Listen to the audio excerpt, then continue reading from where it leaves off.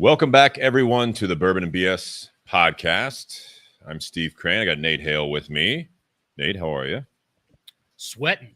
It's hot as shit, man. Well, and then we got a thunderstorm rolling through, so hopefully we don't lose power of the internet. So, and now you spoke it into hopefully not existence. That's perfect. I'm knocking on wood. Fair. Yeah, guys, welcome. Episode 238. Tonight it's going to be a little bit different on part one. I'm very much looking forward to what we have, and we're going to tell you a little bit more about it. There's the notification on Facebook. If you guys are listening on Facebook or after the fact, we hope that you guys will share it, enjoy it, all that good stuff here. I'm going to pull it up right there, and I'll be sharing it momentarily. We've got a couple of special things tonight, one coming from a small distillery and one coming from a small shop in Ybor City. And this is thanks to Lou McGinnis that was so kind to actually drive all the way up from Cincinnati to drop these off for us months and months ago. Part of the deal was that we were going to have him, and he's logging on right now. Hey, Lou, what's going on? But he wanted to sit with his son-in-law, which is actually Josh Bentley from Altadis. And he wanted to be able to sit with him, smoke this cigar, and drink this bottle with us. Yeah. So I've invited them onto the show tonight.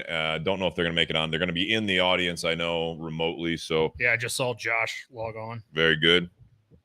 So happy to have you guys aboard. If you guys want to put in the comments there, Lou, any more information about the bottle or the experience you had at the distillery or at the cigar shop, like I said, in Ybor City. And we're going to try to pronounce everything correctly. We don't know much about these tonight, so it's kind of a different podcast. But hopefully we'll get some information out there to you that whether or not this is a good bottle or a good cigar to try. We're already kind of getting into them. We lit up before the show. Before we get too far into part one, I do want to mention our sponsors, Tinderbox at Easton in Columbus, Ohio. Normally they give us the featured cigar of the evening. So thank you very much for the support. If you guys check them out, they don't carry this cigar, but they do carry the second cigar, which is from our other sponsor, Altadis USA, and that's going to be the Monte Cristo White Series. One of my favorites. Yeah. Number 2 is the size. So check them out. If you guys don't have a brick and mortar nearby, check out Tinderbox at Easton in Columbus, Ohio. So check them out on social media. Join our Bourbon and BS community page. You'll see some of that stuff there as well. And Altadis, thanks for the Monte Cristo White Series, number 2, and for the continued support. And Josh, obviously, from Altadis, he's been a big supporter of the podcast since we really started this. So that's fantastic to have him on board tonight. And also BS Cigar Company. We've got the gold and silver available also at Tinderbox at Easton. The gold is made by Plasencia, and the silver is made by Espinosa. So check them out. Like I said, you can do that remotely, order them, then get shipped to you, or you can try the Tinderbox at Easton if you are in the Columbus, Ohio area. I think we should ask Plasencia for like one of the 10 signs like we have behind us, since like we got the Espinosa sign right here over my left shoulder. If I ever see Wayne again, I will absolutely do that. Get a Plasencia one for like right here in the middle. See what we can do on that. Shannon wants one for the RV. For the RV. Fantastic. All right. And then also you guys, I want to thank you guys that support us each month. Patreon.com/Bourbon and BS podcast. Appreciate that. There are $5 tier, $10 tier, and $25 tiers available. If you guys want to do that, we appreciate that support. Helps us get it out there to you guys. And, if you guys are enjoying it, you guys want to do even just a one-time contribution to the show, buy us a bottle or whatever you want to have us do. We had a great donation recently. Contribution, not a donation. Yeah. Contribution. That might actually go towards, we're kind of flirting with the idea of redoing the stage here. So doing the setup, a little more of a comfortable lounge thing. Probably spend the money, set it up, and then we'll probably hate it, but we're going to give it a shot regardless. So if you want to throw some more funds towards that, it helps keep our hands out of our pockets. Yeah, because if we go with the lounge setup, like we'd probably need some different mic setups, like the clips go. Yeah. So. But yeah, thank you guys for all the support. Absolutely. And if you guys don't want to do that and you just want to share it, that's awesome. If you guys want to sit back and just enjoy the show, we appreciate that. And join the live broadcast on Facebook and YouTube every Wednesday night. I'm going to share this at least to the Bourbon and BS community page right now, so then I can actually tag everyone in that as well. So, yeah. So tonight, Neeley Family Distillery. Yeah. in Kentucky. It's part of the Bourbon Trail, it seems. Like the craft bourbon trail. Craft Bourbon Trail. Yeah.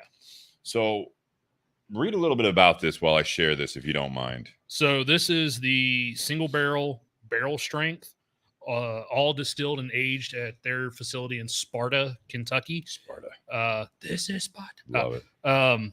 They're actually like right off of 71 is if you were driving to Louisville. Okay. So they're right off 71 and they're like 200 yards away from Kentucky Motor Speedway. Oh. So I'm sure whenever that NASCAR event's there, like probably sure they get a little bit of a crowd coming in. It's a good place to set up shop. Yeah, so this one is a single barrel bourbon, kind of what we would consider to be more of a high rye mash bill. It's 67% corn, 25% rye, 8% malted barley. Apparently, they only do their bourbons and ryes in these small 375 ml or pint bottles. But all the information is written on there by hand. Yeah, it's cool. Yeah, because they're all doing single barrels. So barrel 96, level 3 char. They do a 30-gallon barrel. So a little bit smaller barrel. So obviously that's going to age a little bit quicker. Aged 31 months. So just over 2.5 years. So it still meets the criteria to be a bourbon. What surprised me, so single barrel strength, a lot of times when we have some of those barrel strengths on here, it's like 110, 120, 130. Mm-hmm. We've had one that was 140. That was a single barrel strength. Yeah. This one only comes in, and I say only in quotes, 104.2. 104.2. So not necessarily the strongest single barrel we've had, but it's still a single barrel nonetheless. They call this one Flyin Rye again. So when I first saw that, I thought, oh, is this a rye? No, it's just more of a high rye. 25%, right? 25%. You already read that. I'm sorry. Yeah. I was sharing there. And then also on the side label, like they give information, the date it was barreled and then the date it was chosen. Yeah. So I'm guessing that's going to be when they actually bottled it. So a lot of information on that. The family history is there are a bunch of moonshiners. Yeah, I like that. Even on here, Ed Neeley is the same on yours, I assume. Ed Neeley is a picture of a 10th generation moonshine runner, born in 1955. So mine doesn't have a picture. Mine is Jesse Neeley, 7th generation illegal Neeley Distillery. There we go. 1869 to 1902. No photo. Killed in 1902 moonshine feud shootout before photo could be taken. Kind of hope that's not true, but I mean, shit.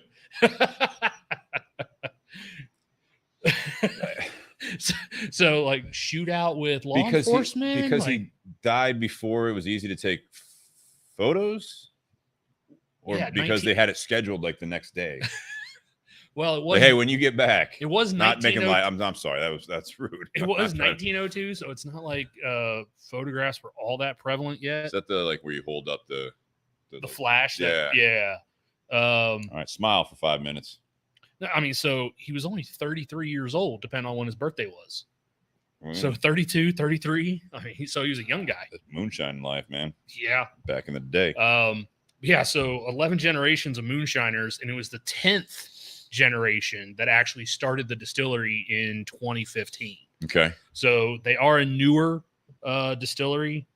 I believe the brothers that start Roy and Royce were the ones that Roy was the one that started the distillery. All right. We got a little story time here.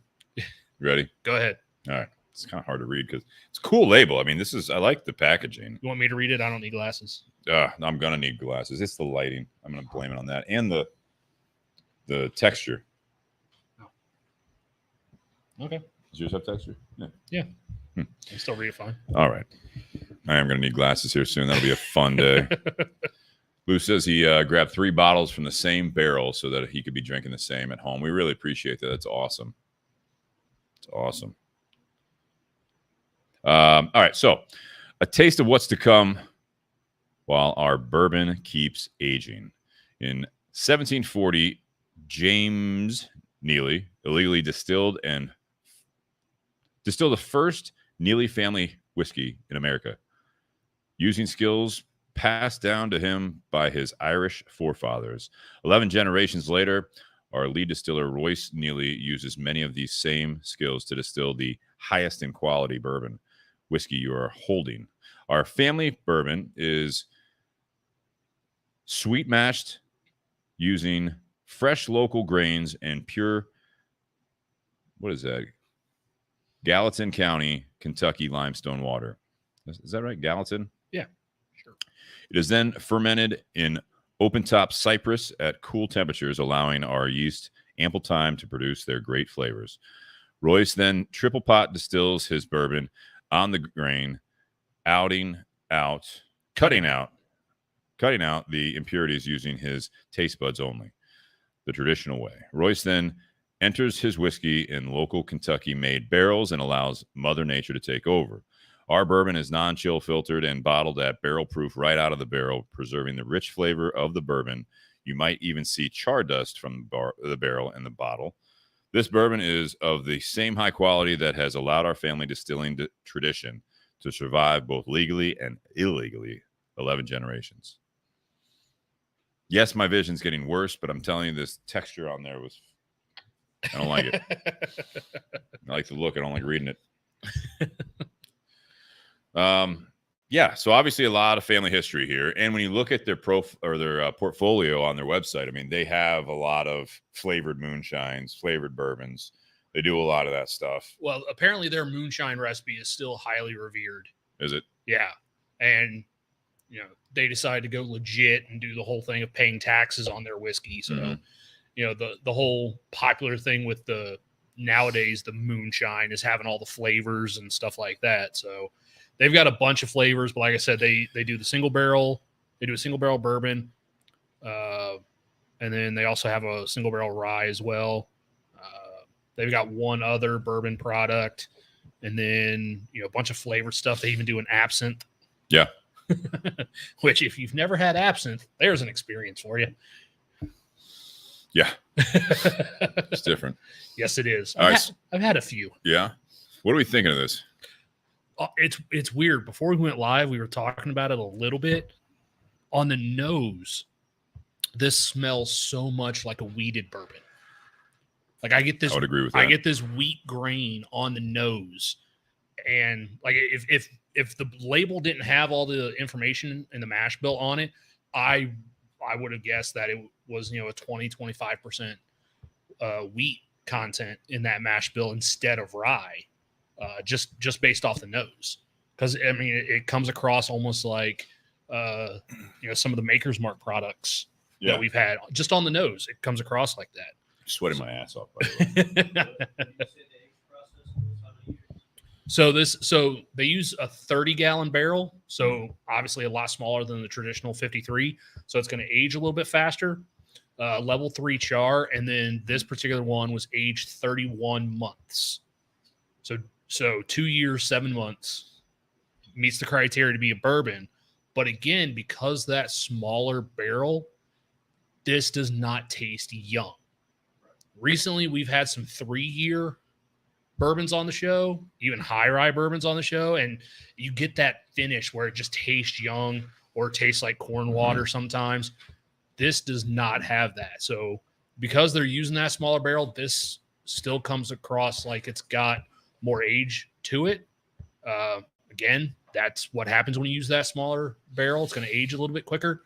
And it's always dicey from our experience too, though. When you do that, it doesn't quite typically have the same robust profile, in my opinion. It does taste young, even though it's supposed to not. You know what I mean? Yeah. But then we've also had ones like that Still Austin, which is distilled and aged in Austin, Texas, because their temperature throughout the year changes so much more drastically than here in Ohio or even Kentucky. Their bourbon ages a little bit faster. So when we had their product on, and that was when you were out with COVID. So Justin and I were the ones doing that episode. A long time ago, yeah. But we had the gentleman from Still Austin on. Like he told us that it was a 2-year age, and we're like, "Are you kidding me? Like this is drinking like a 5-6 year bourbon. It's nice. And that's kind of what this is too. Shannon, what you got? So after I get through the initial taste and I started drinking some more, it gave me a little hint of, remember we had Detroit or Butcher Block? Mm-hmm. That's what it kind of reminds me of a little bit. But the aging, they had like just shy of a 3-year. The Detroit one. Yeah, it was like what 2 years and some change. And it's a good memory there, man. Yeah, so that's what it kind of reminded me of. That it's actually really good. The first hit kind of took me back. Yeah, when you first before we went live and you first sipped it, you're like, "Oh, what's the proof on this?" And I was like, "It's only 104.2," and you're like, "Yeah." And then I was like, "It's also a 25% rye," and you're like, "There it is." Yeah, it's really good. It's kind of smoothing out after a couple hits of it. And the first one had a real strong finish. It was, it was like you said, mint cinnamon, almost like it's like a cinnamon mint candy. It sat me back in my chair for a second. I was like, well, you said you also haven't been drinking much bourbon this summer. It's all like Irish. Right. Yeah. So it's definitely a little bit more of a kick than a JMO. Or a Bua. Mm-hmm. But no, yeah, that I think that having that high rye in there, because really 20-25% rye content, we consider that more of a high rye. Yeah. Because a lot of times that rye content's like 10 to 15%. But I think that's what's imparting that flavor on the finish, that kind of minty and candiness. And reading the story, and then also the way that drinks, it reminds me a little bit of when we had Sean Anderson on and we had the Three Boys Farm, because that, again, just like this stuff, they literally bottle it straight out of the barrel. It's not filtered. And so there's those bits of charcoal and stuff in the bottle. And this one's got some of that dust in there as well. Not as it doesn't have the big. It doesn't have the big chunks of charcoal, at least not my bottle. No, it doesn't. No. But that finish. The finish on this kind of reminds me of some of those products that Sean brought in, having kind of that candy mint sweetness with just kind of a little bit of cinnamon to it on the finish.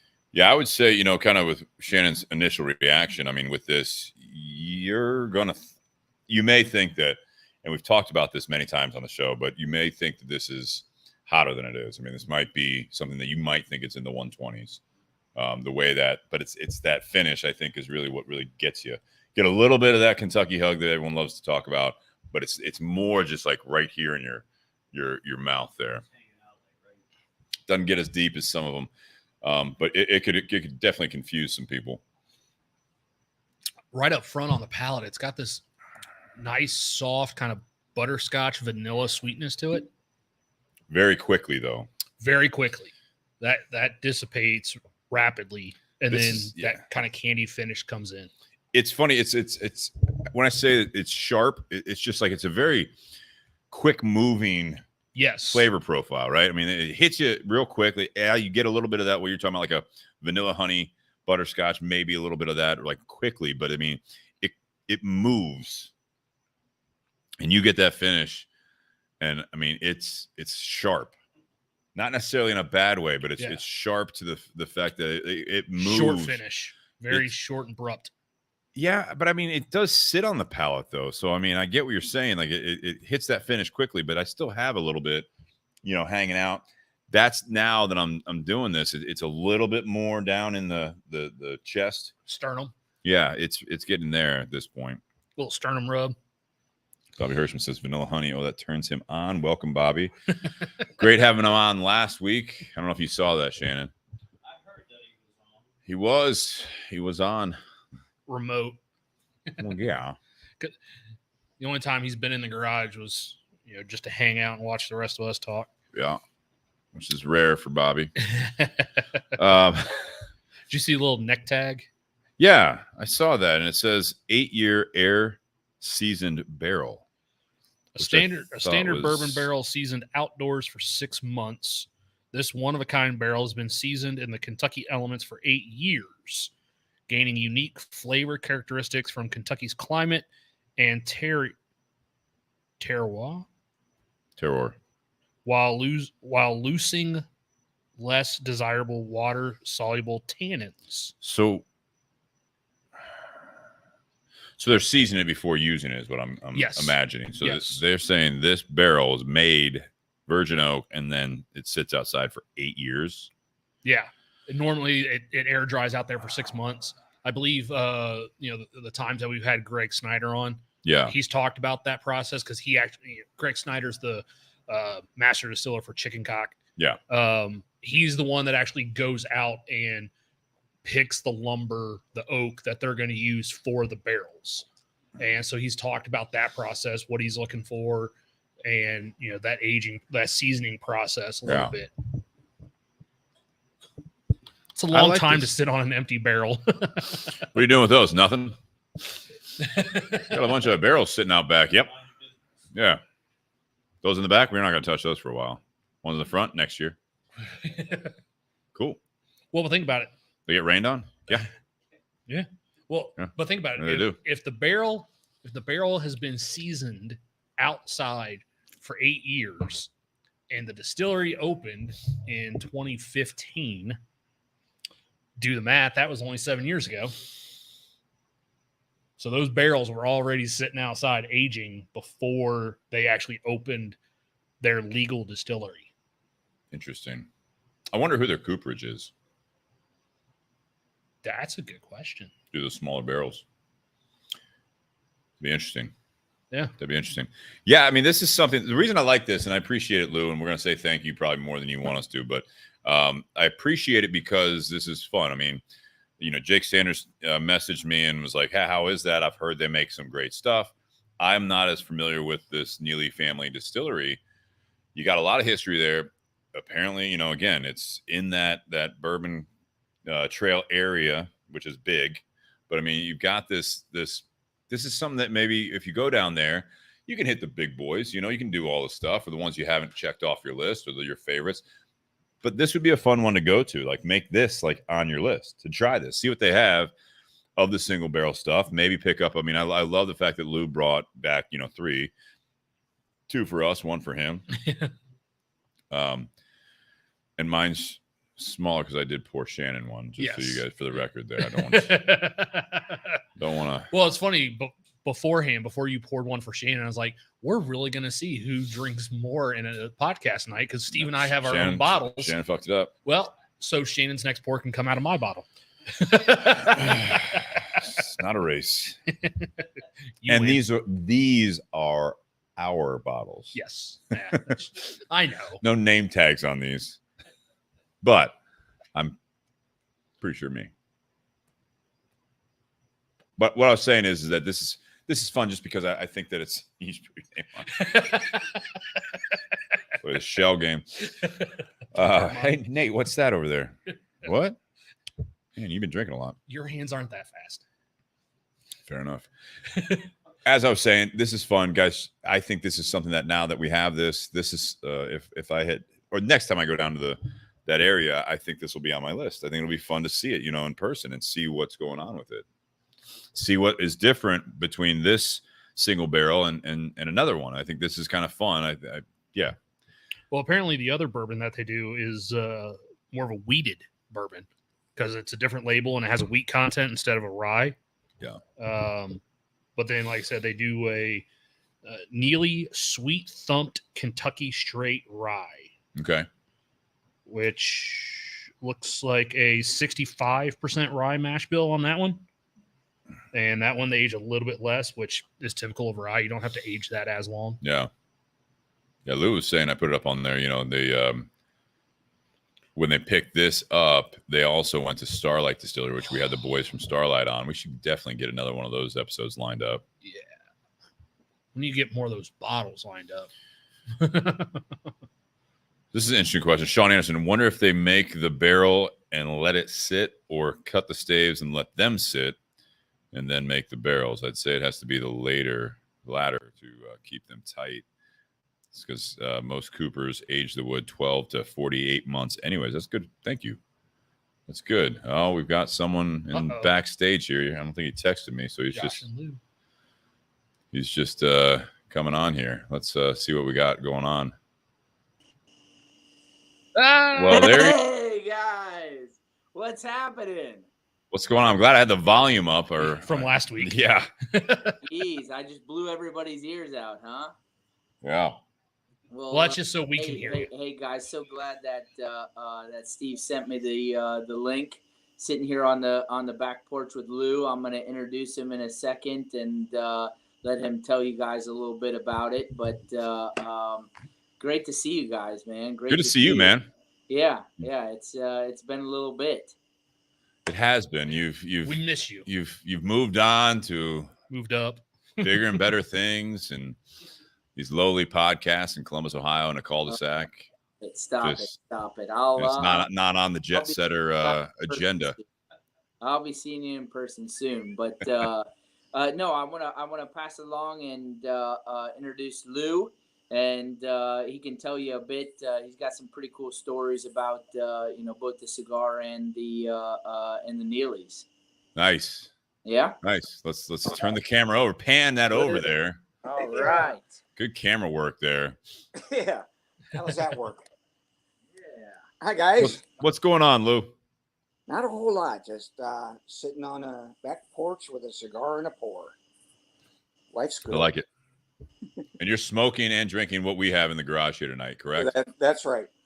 I was getting the boxes of the cigars. That's why I grabbed the ones I brought to you out of the same box that Josh and I are smoking from tonight as well. Nice. We won't tell all to this, Josh. Don't worry. That's all right. That just means for however long ago it was that Lou gave us the bottles and the cigars, like he's had to sit on those patiently. Yeah, that was the tough part. We just needed to save 2 for tonight. I mean, yeah, but he still had to save this bottle. fair. I had to save mine. Yeah. Yeah. I put these down in the basement just so I wouldn't be tempted to crack either of them. So they were freshly cracked tonight, out of sight, out of mind. I knew they were there. I've been tempted a few nights, but all right. So yeah, you said you went to the Neeley Distillery and then you went over to Starlight. Is it a big place? I mean, Neeley is small. it's small. I thought you said that. Yeah, it's a small place. I didn't do a tour just to see much of any what was there, but just driving up, it wasn't a big building. Okay. And big the gift shop where you can pick up the bottles. That's relatively small. Now did they have in the gift shop? I mean, this even says again, it's a single barrel called they have a barrel name Flyin Rye. Again, they've got all the information on here. Did they have multiple different barrels? Yes. And you get to you look at the mash bill, because again, as Nate was going over earlier, I mean, they have it all handwritten on here. So did you pick this one over others? Is that how that works? Not really. It's just they probably bottled from a handful of barrels around the same time, so they had a few barrels there on the shelf. I just wanted to make sure that when I grabbed the 3 bottles that they were all from the same barrel. Nice. Well, again, thank you so much. I mean, it's definitely this is something that, I'm not going to be able to get here in Ohio that I know of. I haven't seen it yet. I know Party Source carries some of their products. It looks like that's one of the sites that came up not too far from you. I'm sure you can go to, what is it? NeeleyFamilyDistillery.com, I believe. Yeah. And they'll see where they're sold. But have you seen it out in the wild, or just the ones you got at the distillery? Just the ones I got there. I haven't looked a lot in the wild. I did look on their website to see if I could figure out where to get some that without going quite that far. Although Sparta's an hour and a half from me, it's not too bad. Yeah. And then we went from there up to just headed north into Indiana to Starlight, and just made it a fun day.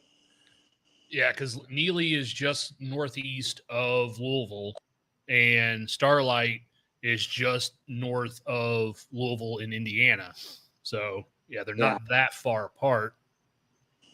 Oh, they're right all on the border there. Oh, yeah. Right near you guys, but just south of the border. I mean, they're this all over Indiana. Yep. Kentucky and Indiana are the big places. I looked at the map. Oh, you did? Yeah. Yeah. Kentucky and Indiana looks like that's about it. So, any of our listeners in Kentucky and Indiana, hey, lucky you. Again, it's not a big place, so they probably are able to sell everything they have within that small geographic area. Yeah, it's pretty. I mean, it's cool. Like, again, the story's cool. The fact that it's 11 generations. I mean, that's fantastic. Yeah. Now, did you like this before, or this is just something that you picked up and you're like, this would be cool to donate to the podcast? I liked it before. Cindy was in that area for a small trip with a friend. Mm-hmm. Or no, it was her daughter and another friend. And they saw it and stopped in there and picked me up a bottle of it and some bourbon cream, Okay. that Cindy likes to put in her coffee. Nice. So we had that at home. And then we decided, okay, let's make another trip, get some for the podcast. And then we went up to the Starlight just for us and enjoyed that round trip. Yeah, that sounds like a good trip. Because that's not too far from you, right? I mean, no, it's not. Yeah, it's a good day trip. So Sparta for us, I mean, that'd be 3 hours maybe from here. Yeah, you could make it. I mean, I feel like if we were to go down there, hit this place, hit a couple others, circle back to like the Starlight Distillery, and then probably come home. Like that's a weekend, I think. It's not far from Louisville. You right. Louisville. Yeah, right. Exactly.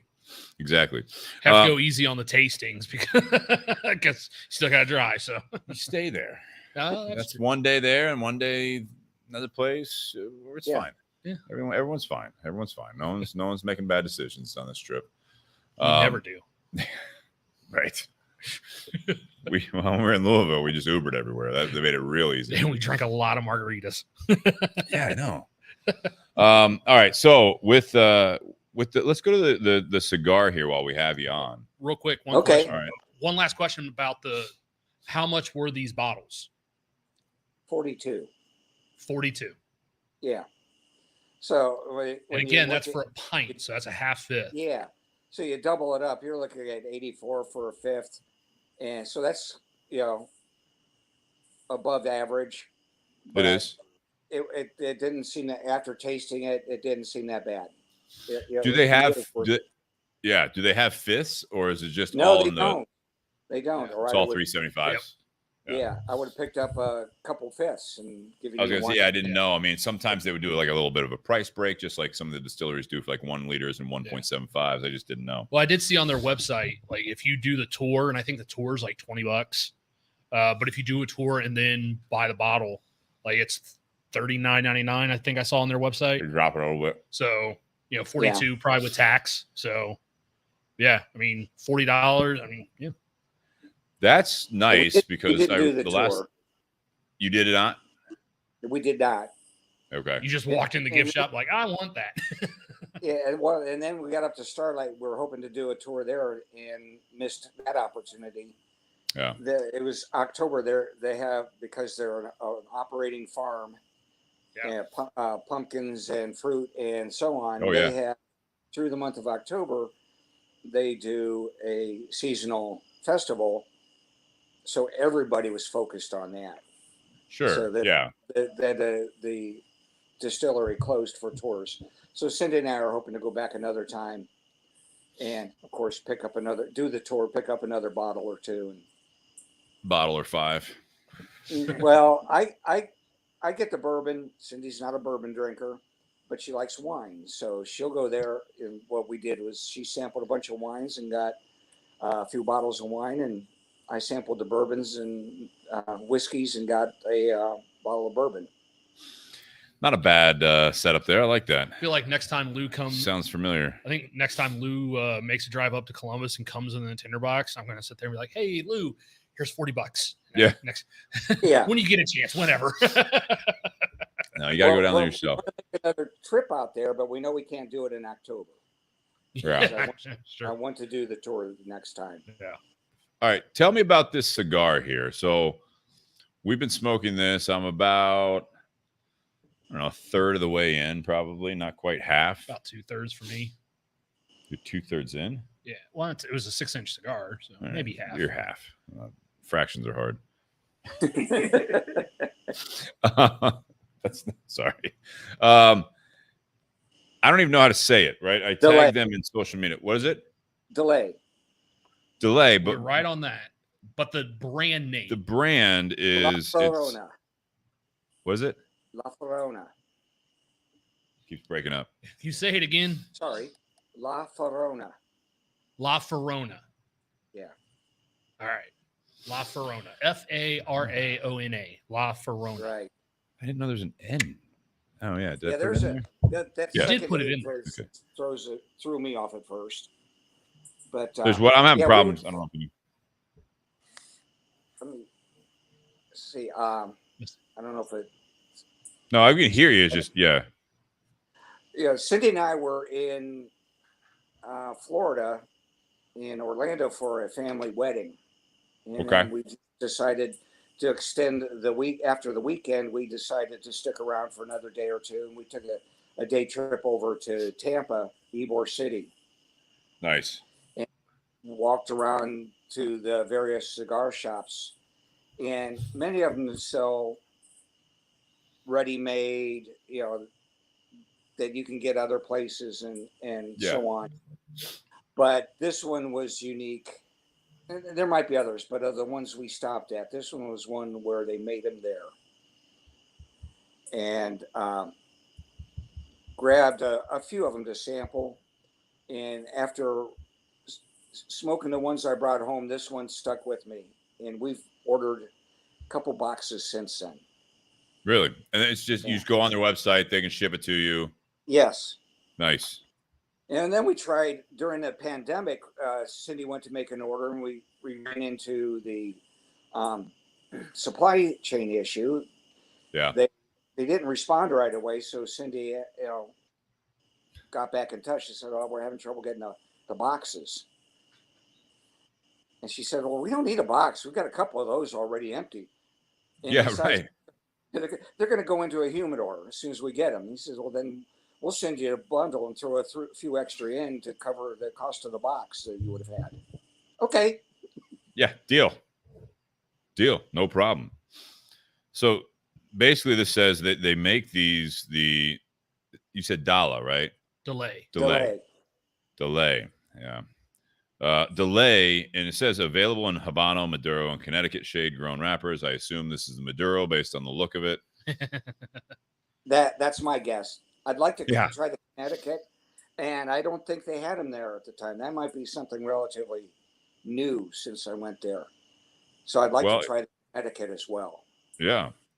And they're not, I mean, at least on the website, I don't know if you know more than this. It's really interesting though, because having not heard of them, this is something that they basically say, it's finest tobacco leaves from Nicaragua, Dominican Republic, Honduras, and Ecuador to create this amazing premium boutique cigar. And it was a proud recipient of a, quote, top review, is what they put it, from Stogie Press magazine in February of 2018. So I haven't been to Ybor City. I'd like to go. Heading down to Florida next weekend, but just like Fort Lauderdale, and I'm not going to shoot all the way over there to Tampa to check it out. That'll have to be another trip. But there's a lot of these I know down in Ybor City, other cities, some touristy areas. I know of one that's in Charleston area, I believe, as well, where they do their own stuff.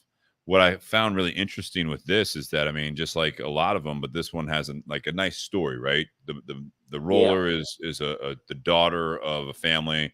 They moved here. I think it was the grandfather that turned it over to her. Is that right? They started in Havana, Cuba, but then it was, basically it started as part of a factory floor, and then they moved here, I think, in 2010 or something like that. And then this was something that they were able to do. Right on the top of this website too, it's really cool. It says, the cigar rolling classes are back. So that's kind of a cool thing there, that they offer that stuff to people. Like, if you get in there, if you schedule your visit ahead of time, you might be able to set up a chance to sit down and learn how to roll cigars. They've got their own YouTube channel. It's really cool. You can select the type of cigars, and it says then you select the cigar strength, wrapper, and you'll find some new discounts up to 50% off on bundles of 10 and 25. So it sounds like, you got a lot of options with them. Is this, I saw a picture, not a big place either, right? No, well, when we were there, it was small, but what I've seen, I follow them on Facebook because I like to order them, and apparently they've opened a larger location with a lounge now. So Nice. they've got Business must be doing okay. Yeah, when I was there, it was relatively small, but they had some cafe tables out in the front on the sidewalk, so patrons would grab a cigar and go out there and have a smoke. Some of the other places in Ybor City had lounges, so it probably just a matter of time before they did the same. Yeah. Do they serve any drinks or coffee or anything like that? Do they have snacks? Apparently they serve drinks now in the lounge. I didn't see them when I was there in Ybor City. I didn't, theirs was just strictly the cigars at that time. And No, that's cool. What I see on their website that they do have the lounge. And interesting, when Cindy and I were there, a few of the places we went, we saw liquor in the lounges, but then a couple of them were strictly coffee. And we asked about that. And they said that one of them told us, he said, well, there are a lot of sailors there. A lot of the sailors stop in there on leave, and they can't drink and report right back to duty. So the cigar and coffee option works out real well for a lot of these places. If they offer some, good coffee, then the sailors like to sit down and have their cigar and a coffee and still be able to go back to the port and report in. Well, I'll tell you, if you're rolling cigars, I wouldn't, think that too much alcohol or even too much coffee is a good idea. On the retail side, too much is a problem as well. But if you're just selling cigars, I can tell you, a drink here or there doesn't hurt anyone, whether it be coffee or otherwise. You pulled up the blends. That's from Stogie Press. Yeah, that was I pulled And up one from Stogie Press. And what does it say about the Maduro there? So, well, I didn't find anything on the Maduro. They just had the had a lighter shade wrapper on it. But let me pull it back. But it said filler Nicaraguan, Honduran, and Dominican, binder from Esteli, and then wrapper again, and it didn't look quite as dark as this one, but it says San Andreas Corojo. Corojo. I was going to say it tastes Mexican. Has kind of that bite or toothiness of a San Andreas. Yeah, and a little pepper. A little pepper through the nose there, Steve. Bless you. It's not overwhelming. And I'll say, you said you follow them on Facebook. On their website, they have pictures, and this is FaraonaCigars.com. The new lounge looks pretty awesome. Yeah, it does. Like they got like couches, they've got like movie theater. Look at that patio. Oh, nice. Lots of seating areas. That is nice. Yeah, it is Ybor City. That's like the cigar capital of America. Just saying. Yeah, it's a big spot. Like, yeah, Ybor City's awesome. Shannon, did you go to this one? La Faraona? La Faraona. It's Ybor, right? Ybor City, right? Ybor City. Shannon went to too many and had too good of a time. He can't remember.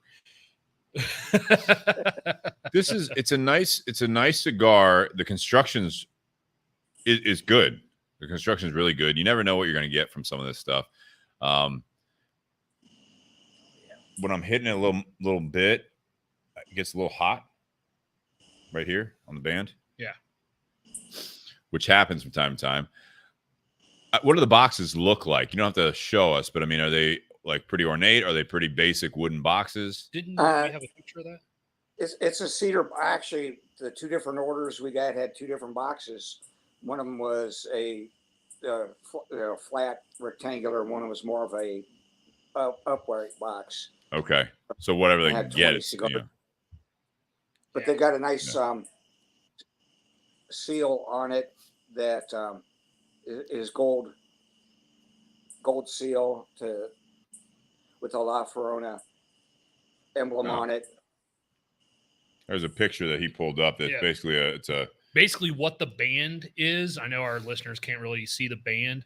Check out the social media. We do have a picture of that. It's funny. The band actually has that stereotypical picture that we tell people, like, rolled on, virgin thighs kind of thing.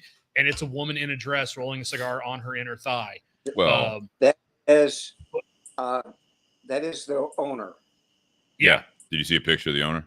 Yeah. Odelma Matos. But yeah, it's a picture of her. So what the band is on this is what covers the entire inside lid of the box. Yeah. Is basically the exact same picture of the band. Like, it literally looks like they just took the band, blew it up, and put it on the inside of the box lid with a black background. Lou, do you know, do they roll everything there? I mean, is this, they don't use a I don't know if they roll everything there. They had a few people doing it in the window in a small place. Well, when I was there, I don't know if they've got another location where they have a few more people rolling them, because they had a sizable humidor. Yeah. I'm assuming if they're going, like, if they have their own lounge with all their own cigars, I would assume, and plus if she's running the business, I assume they have other people rolling cigars for them, just for sheer number of cigars they go through. And I don't know their volume, but I would imagine that, it's something that, again, I mean, you can roll a lot of cigars, a roller a day. So if they have people on staff rolling them, I would imagine you'd be able to facilitate some of that, if you can, for a small shop. I mean, Ybor gets busy, I understand that, but I mean, it's not like, I don't think they have, that I know of, a lot of national accounts. They might. I have no idea. I really know very little.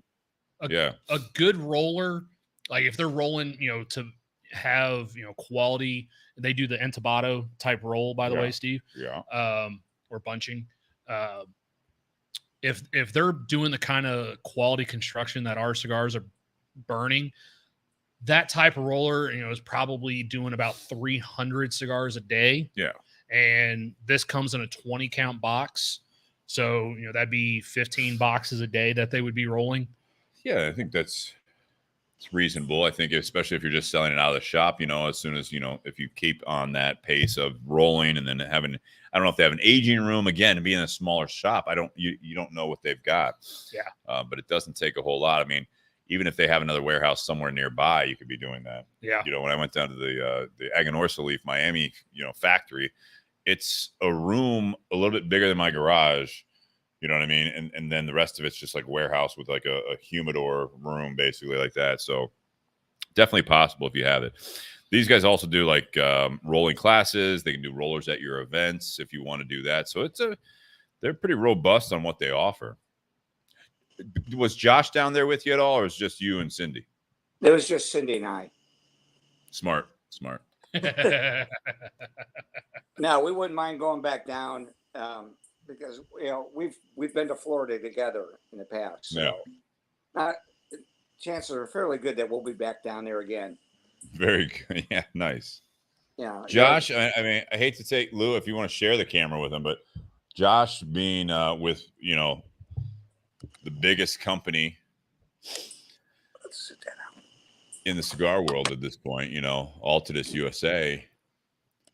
I don't know if you have to like sign a non-disclosure. I don't know what you have to do here. I don't know. I don't want to get into any legal issues here, but I mean, are you able to comment on this cigar? Do you want to stay off camera? We can blur your face, give you like a lower voice. No, absolutely not. I think all is good, and I mean, this is just something fun, that we're doing on the side. So I was down there, and I think I passed this place. I didn't go inside, I don't believe, when I did a little training with our rep who's based in Tampa. Yeah. So we went there, and we were nearby. I mean, I hope to go back because, I mean, Lou has shared this cigar with me in the past, and we've set out in his back porch and had a few cigars, and so it's been enjoyable. I mean, it's the construction's great. Yeah. At least the one that I'm smoking. The construction's great. Mine the went flavor up, profile. I too. mean, it Been stacks talking up with. I mean, it stacks up with. I would say a lot of cigars, and it comes out to be about $10 a cigar if you buy a box or a bundle at the normal price. It said 200 for a box of 20. So I mean, price wise, also, $10 a pop. Yeah. I mean, it's stacking up to average, if not below average, at this point in price. And Yeah. I'd say that, for a $10 cigar, you're getting a good product. Yeah, it's about time I bought another box. There you go. What am I looking at here? Brought? Huh. He looked up the translation of delay. I hope that's translating it from. I don't know if that's translating it from Spanish. I don't know. But yeah, so I like this. It's a good cigar. It does have, if it is San Andres, which they don't mention, which is interesting, you know what I mean? Because they don't mention Mexican tobacco when they rattle off. I think it was Dominican, Honduras, Nicaragua, and Ecuador. So I don't know if they are using Mexican. It does kind of have that feel. I would say just looking at it, I would either have pegged this looking at it as a San Andres or a broadleaf, the wrapper. I don't know if you would agree with that, guys, or not, but I mean, I would say you got a little bit of toothiness to it. I got the bumps on there. It's a soft box press for those of you that didn't see the picture that we posted. But it's got a nice, like I said, the construction, the flavor is nice. It's nice, well-rounded. A little bit of pepper, but not too much.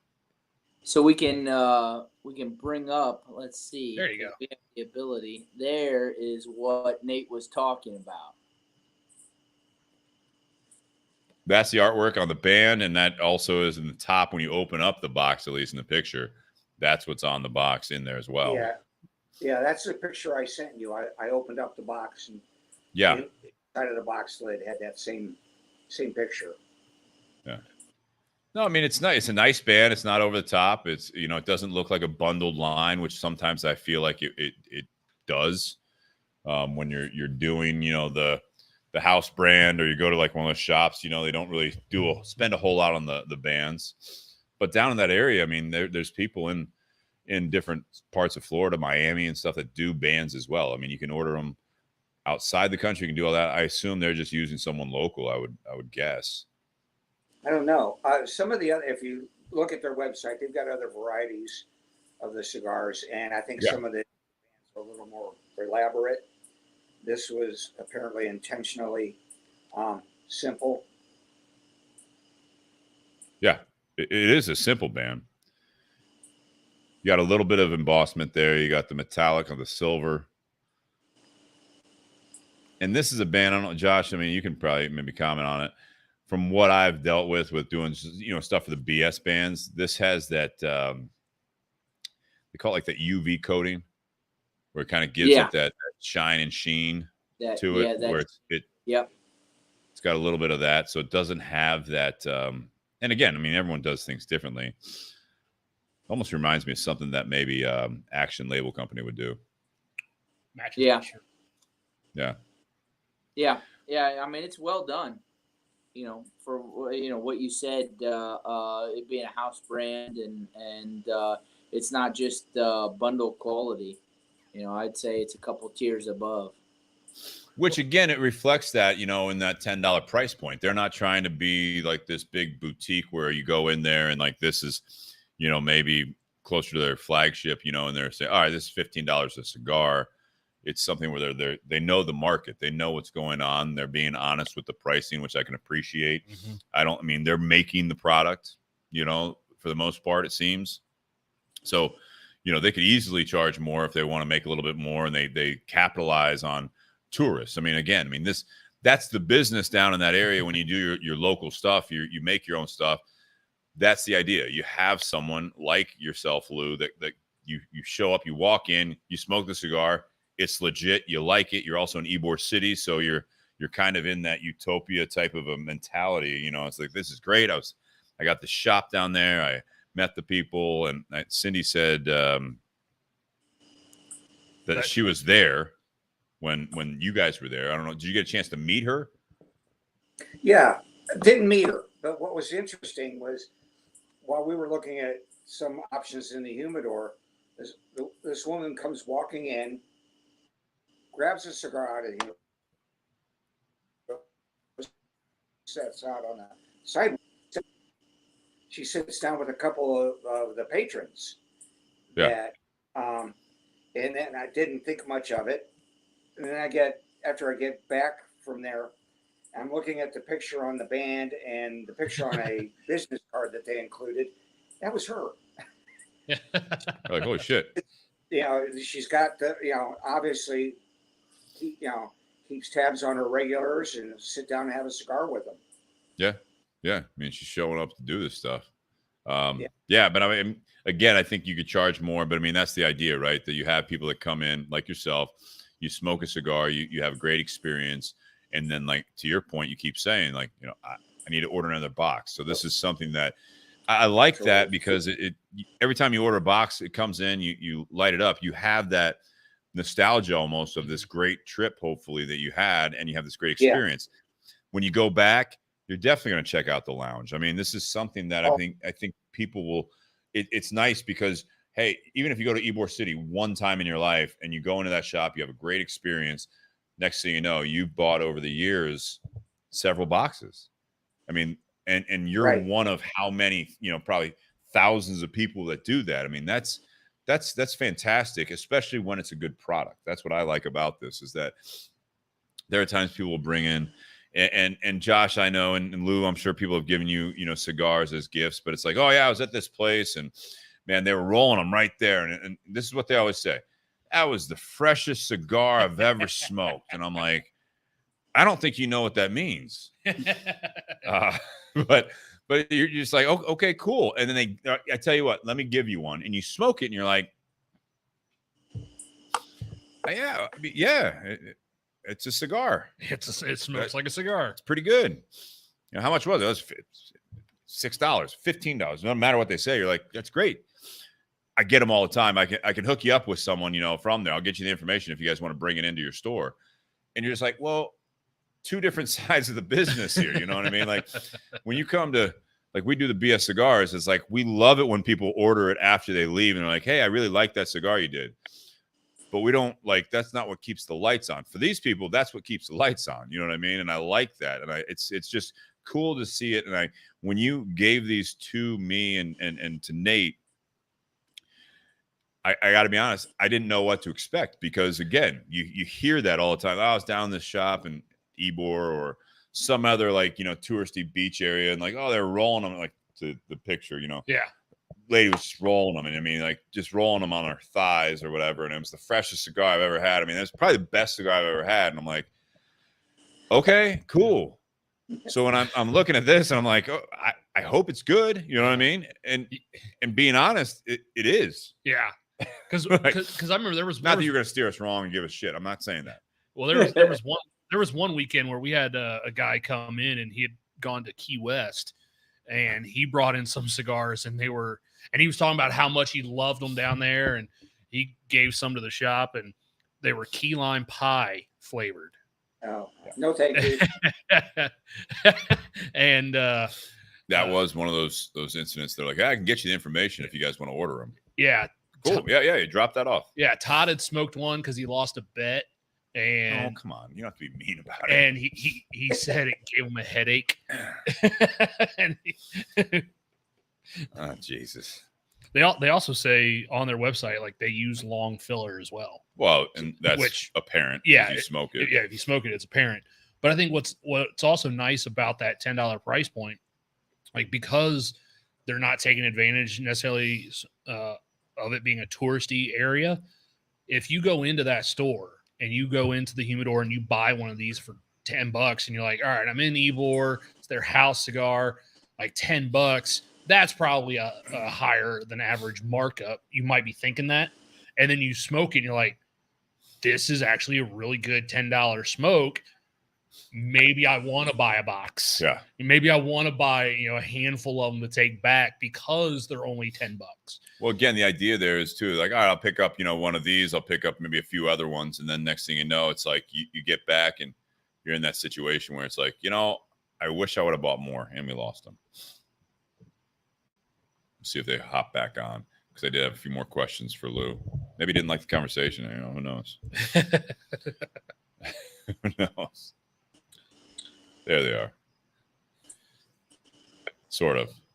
Yeah, we lost you. We got you, but you're frozen on the screen. Can you hear us all right? That look on Josh's Yep, face. yep, is- we got There it is. There we go. There it is. I think he was fucking with us. He's just like, That'd be no. Josh's eyes were closed. I can see the smoke moving, man. Like, what the fuck? You meant, do they have other cigars or just their own in their humidor? I think, from what I recall, that was all their own label there. It was all what? In La Faraona, but there are some shops that carry quite a variety. And I think we stopped at 5 and got sample packs, and this was the one that stuck out, was La Faraona. Well, it makes sense again. Ray Cheshire, he asked, "What's an Ybor?" I don't know, but Ybor City is a place in the Tampa area that is kind of cigar country. You've got, like you said, you stopped at several shops. Fuente's got a place there, if I'm not mistaken. Mm-hmm. Is that right? I believe they still do. Yeah. They're I believe their Sweetheart Factory is in Ybor City. Cigar City, USA is the coin phrase that Ybor goes off of. And it's not it's not really big area. Is that right? Yeah, it's a very small area right over the bridge from Tampa. Okay. But I mean, I don't know the exact, but the cigar shops per capita there is just ridiculous. Yeah. Well, I think we stopped at 5, and that wasn't all of them. Yeah. So if you're a cigar lover, you're in the area. Yeah, we went up and down one street. So to answer Ray's question, what's an Ybor? Ybor neighborhood was named for Spanish immigrant Vicente Martinez Ybor, who in 1885 founded Ybor City's cigar industry. There you go. There you go, Ray. So it's a person. It's a family name. That's amazing. All right, so guys, check it out. Do you guys want to join us for the end of part 1 here with the ratings? You're familiar with what we do here, and if those that aren't, we basically we do 3 ratings, 10 being the best on all 3, and this is going to be the whiskey, and this is going to be the Neeley Family Distillery. This is a single barrel. It is the Flyin Rye again that we're all sipping on here. And then that's out of 10. And then you've got the cigar, the Delay from Faraona. La Faraona. La Faraona Cigars. And then the pairing. Do they go well together? Do they not? Why? You think it's different? I mean, whatever it is. So, if you don't mind, Lou, I hate to put you on the spot, but I mean, you are, kind of behind this whole part 1 here, and we appreciate it. And thank you very much for these contributions and the gifts of these bottles and the cigars. But I mean, I know you've seen this part of the show, so first time being on here and rating you gave us these, so what do you rate them?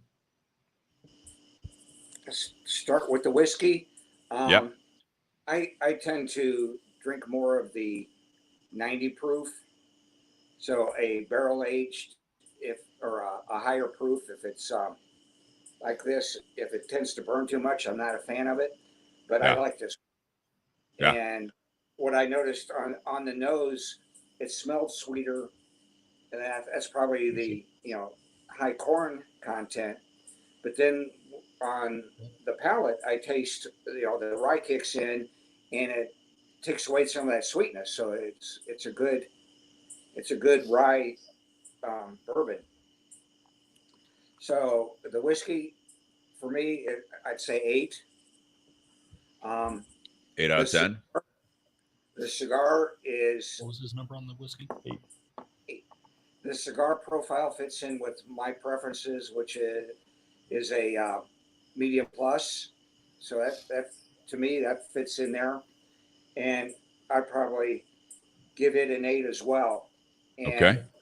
I had never paired these before because I was holding off on the bourbon, waiting till this. And That's on us. yeah, I don't think one hurts the other. I think they pair well. So what did you rate the whiskey? Oh, I'm sorry. What did you rate the cigar? 8. 8 and an 8. And how about the pairing? I might as well go 8s across the board. 8s across the board. Solid rating. What about you, Josh? So for me, the starting with the bourbon, the Neeley Family Straight Bourbon Whiskey, single barrel strength. Yeah, right along with you guys, right? You know, I mean, I like how a lot of you almost gets a wheat right off of the nose. Yeah. Am I still with you guys? Yeah, we got you. And then you know that sip. I mean, you guys got it spot on. I think it's a great sipper. I think you said $40 for the 42. A little bit more expensive, but for a what I would call boutique distillery, I'm right alongside Lou with an 8 on there. The cigar. The cigar is well rounded. You know, I mean, it's had a little bit of aging time in the humidor that we've had since trying to get together. It's not your guys' fault. It's more my fault in trying to find a time when we could get together. So it's a good time when Lou and I get to spend some time smoking a cigar. Yeah, I mean, the construction has been great. The draw, I didn't have a problem with the draw. I would give a 8.5. The flavor profile there, more medium to medium plus, depending on what you're used to. So I would give an 8.5, and then the pairing together. I think the pairing is a good pairing together. Neither one overtakes the other. And so I would say 8.5 on the pairing. It's good. What about you guys? Nate? So I know Shannon wanted to get in on it. But Shannon, you want to comment? Go. Let's get Shannon on there. Yeah. Let's get 5 sets of ratings tonight. It's all about the community. Is his mic on there? It is now. All right. Hello, boys. You're What's going hot. on? So, Hey, whiskey. Oh, go ahead. He just said hi. Oh, somebody. The whiskey, I'm probably going to do 7.5. I'm not the biggest rye guy. It's not a rye. I know it's not a rye, but it's got a little more of that heaviness that doesn't appeal to my palate, I guess. It's gotten better as I drank it. It got a little more sweeter as it went on. What now? Again, we mentioned though, like this is the first bourbon you've had, is true since the summer, right? Right. You know, so like tomorrow is the first day of fall here in Ohio. We know that based on the forecast too. But you've been drinking Irish, so Yep. You said like what? Jameson. Yep. Anything else? Like I just saw Jameson all summer. straight Jameson, not Little ginger ale, little Sprite, little Black Barrel, not the Black Barrel. Yeah. Okay. All right, so yeah, I mean, this is a little bit of a palate shock there. Yeah, You know what it's I mean? definitely like, beating you up welcome a back, little bit. by the way, to the Thank bourbon you. world. It's good to be back. It's all right, Damn, 7.5. why are we wasting the good stuff on Shannon?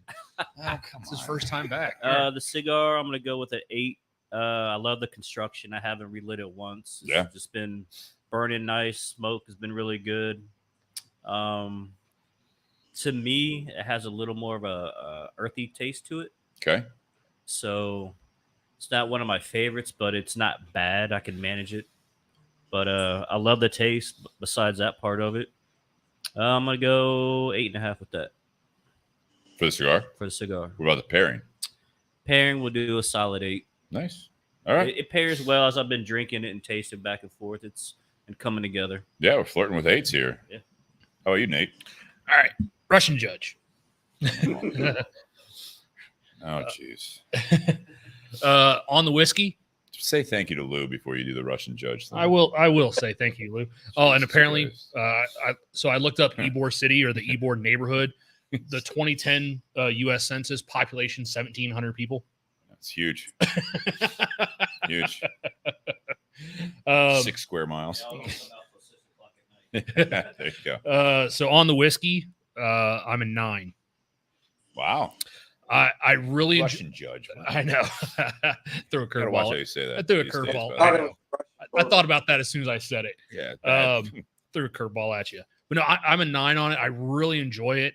I do like rye, and it had that, as I mentioned in my flavor notes, like it had that kind of cinnamon and mint candy on the finish.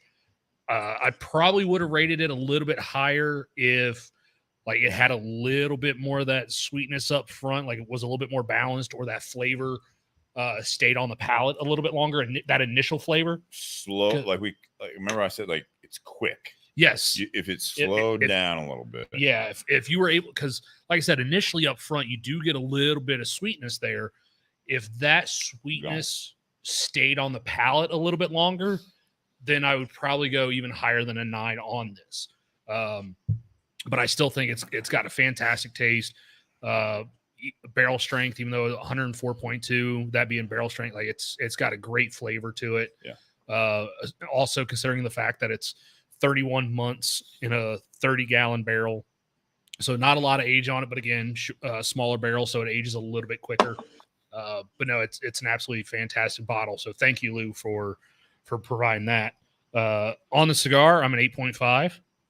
I do enjoy the flavor of the cigar. I wish the flavors were a little bit more pronounced on the palate. It's got a nice little spice through the nose.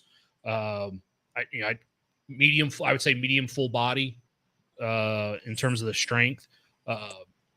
Just kind of like with the whiskey, just wish that flavor that you do get was just a little bit stronger of a flavor. Just lasted a little bit longer. But still a very enjoyable smoke, and great construction for a house cigar at a store down there. Yeah. And then for the pairing, I'm a 9 on the pairing. Wow. Going back and forth, with the strength of this cigar, and I've experienced this in the last couple of weeks with some of the cigars and whiskeys that I've been drinking at home, especially some of the ryes that I've been drinking. Smoking some of these fuller body cigars that have a lot of pepper to them and going with a rye, you would think the spice from the rye would just be kind of overwhelming spice on the palate, and it just brings out this sweetness of the whiskey. And so that sweetness that I was kind of looking for in the whiskey that I wished was there a little bit longer, that comes out when I'm smoking this cigar. Okay.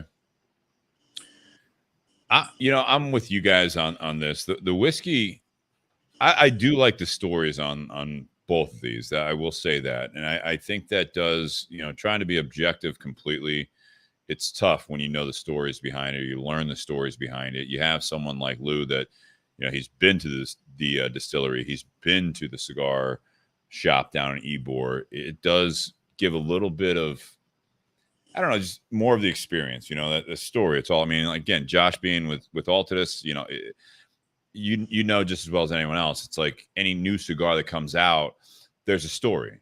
It could be as simple as like, we worked with a new factory, or hey, we have a Raphael is working with AJ. This there's always something. It's not just like, hey, here's a cigar, no band, no name, smoke it.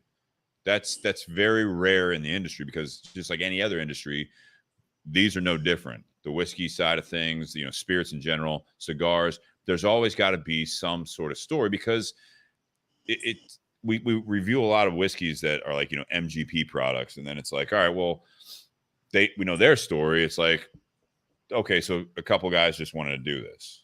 Yeah, You know so what they I just mean? went out Like, and sourced some barrels. There's always a story. This gives it a little bit more, because not only do we know, we were very, it was very generous to donate these to the show, but 11 generations here. You have the history on the cigar. So with the bottle, I'm going to give it an 8.5. I think a lot of that rating for me is not only this one being objective. I'd say 8.5 for this actual particular single barrel pick that they did, the Flyin rye again. This is intriguing enough for me that it's going to be on my list if I get down to that area again, or when I get down to that area again. And I'm interested to see what other mash bills they have. What other barrels do they have? I'm always hesitant when it is something with the smaller barrels, because we've been burned before, if you will, on the experiences of drinking something that, okay, this isn't a 53-gallon barrel. This is a 30-gallon barrel, and we pressurize this, and we do this, yada, yada, yada. I'm like, that turns me off most of the time. Knowing the history of this and how they're doing it, everything's a little bit smaller, right? The batches are smaller. The barrels are smaller. The fucking bottles are smaller. Everything's a little, the distillery apparently is smaller. The family is so tight knit. I don't know how many employees they have, but it's just this overall experience of, this is it's good juice with a hell of a story, with a hell of a family history. And that's fun for me. The cigar, much the same way. I'll give that an 8.5. I think it's a solid cigar. It could be in the Altadis portfolio. This could be another boutique thing where all of a sudden, a broker rep walks into the shop and says, "Hey, I got this." They've expanded. This shop down in Ybor City just got so big, and now they're looking for distribution. And so, like, I picked them up at the trade show. What do you think? This is the story behind it. And you smoke it, you're like, it's a solid cigar. I don't know if it'll sell, because now I have to sell it as, in the retail side of things. I have to sell people on it. So from a business standpoint, it's a little bit tougher. You know what I mean? Because it's one of hundreds and thousands of different SKUs that you have, and you're just like, it is a good cigar, but really, what sells it is just even this brief story of Lou and Cindy going down there, and you smoke it, and now it's like I order boxes of this cigar because it's one of my favorites, and his family works at one of the biggest cigar companies of the world. And we're smoking this tonight. I'm just saying.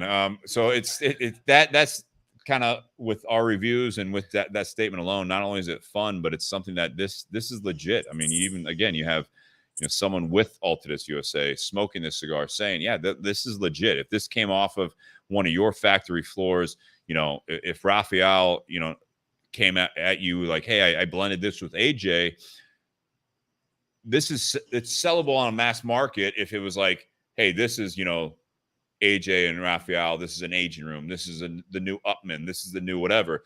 You take the story behind it out of the equation, it's a solid stick. It's an enjoyable cigar. Yeah, it makes you want to know like where they're getting that tobacco from too. Yeah, absolutely. So I give it that. The pairing, it's interesting to me because they do stand up next to each other. Like, you don't really take away a lot. I will say that, you think the sweetness comes back. I think it is a little bit of that. If it is a San Andres wrapper, I assume there's some Nicaraguan tobacco, because that's how it's smoking for me, is that this smokes like a San Andres wrapper over Nicaraguan binder and filler. I don't really get a whole lot of what I would be surprised if we're like, "Oh yeah, there's Honduran and Dominican in there as well." I'd be surprised. This smokes like, in the likes of like Espinosa's, like Murcielago. This is like, that's what it kind of reminds me of. It's a solid San Andres wrapper over Nicaraguan filler and binder. This is something that I would smoke. And if I didn't know the story, I didn't know all this stuff, I think this is, again, like, I would think it's an AJ product. Honestly, that's what when I'm smoking this, I'm thinking it's like an AJ Fernandez product. That's a compliment. It is. It is. So when you put them together, I don't get as much sweetness from this. There's a little bit of that on the cigar. There's a little bit of the hint of that like black coffee experience, where it kind of leaves me with that slight bitter. It sounds terrible, but like that slight bitter, not dryness, but it kind of, my tongue gets a little dry. And when I sip on this, it's actually, for me on my palate, it's bringing out more of that rye spice. And that's maybe why I think it's going a little bit quicker of a palate, change there, where like you get that real quick hit of that sweetness, but it really quickly goes to that minty, the cinnamon, the spice. True, but and I think that that's- might be part of the cigar doing that and keeping that going. could be. Yeah. No, it's a good pairing. What was your pairing number? I'd give the pairing an 8. Okay. I think that both of these alone are very good and enjoyable, story or no story. I think the pairing is also good, but I think that again, Lou, you hadn't paired these yet. You smoked the cigar several times. I would venture to guess that these are slightly better on their own, which hopefully we'll have enough when we light up like this Monte Cristo White series. I'm interested to see how that pairs. That'll be a change. It'll be a big change from the cigar, but I think that might bring out different notes of the whiskey. Yeah, because that cigar to me's got just a little natural sweetness to it. Yeah. That Ecuadorian Connecticut wrapper on it. No, I think it's a very good pairing. And Lou, I thank you so much for that. And also thank you guys for joining in. I sent Josh the link just in case you guys are sitting there listening and you're like, well, maybe we should join them. These guys are saying everything wrong. We got to go correct these them. These guys are idiots. They already know that, though. Josh has been on the show. He listens. Lou listens most weeks, so they already know we're idiots. Yeah. At this point, Lou comes in the shop more than Josh. I was nervous. You were nervous?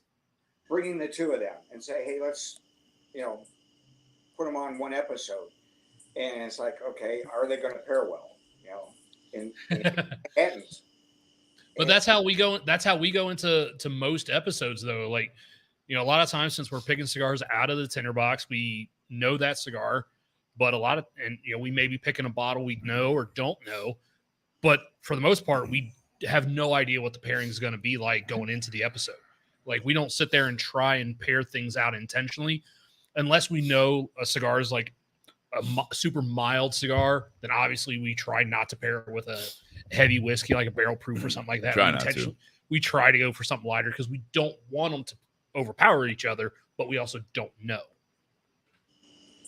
All right. So once again, to recap, guys, the Neeley Family Distillery, mostly from what we can tell, is available in Kentucky and Indiana, or you can go down to the distillery like Lou did, and you can pick up what they have. I mean, this is one of those true small batch or single barrels that it's like a one and done type of a thing. They're constantly experimenting. They've got some core products, but this is the single barrel. It's like, I don't know if you're going to see another Flyin rye again. I mean, this might be something that maybe it's called that in a sense because they had a Flyin rye at one point and they enjoyed it. And then, so this is like the second time they've done it. You know what I mean? They might reuse. They may reuse the recipes. Yeah, but it's going to be different every time. Yeah. And the cigar, again, as we know so far, you can get it in Ybor City at the shop.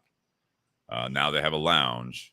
So if you're down in that area, like, Shannon was down, who's been on the podcast before, and he's in the garage tonight. He's been down there.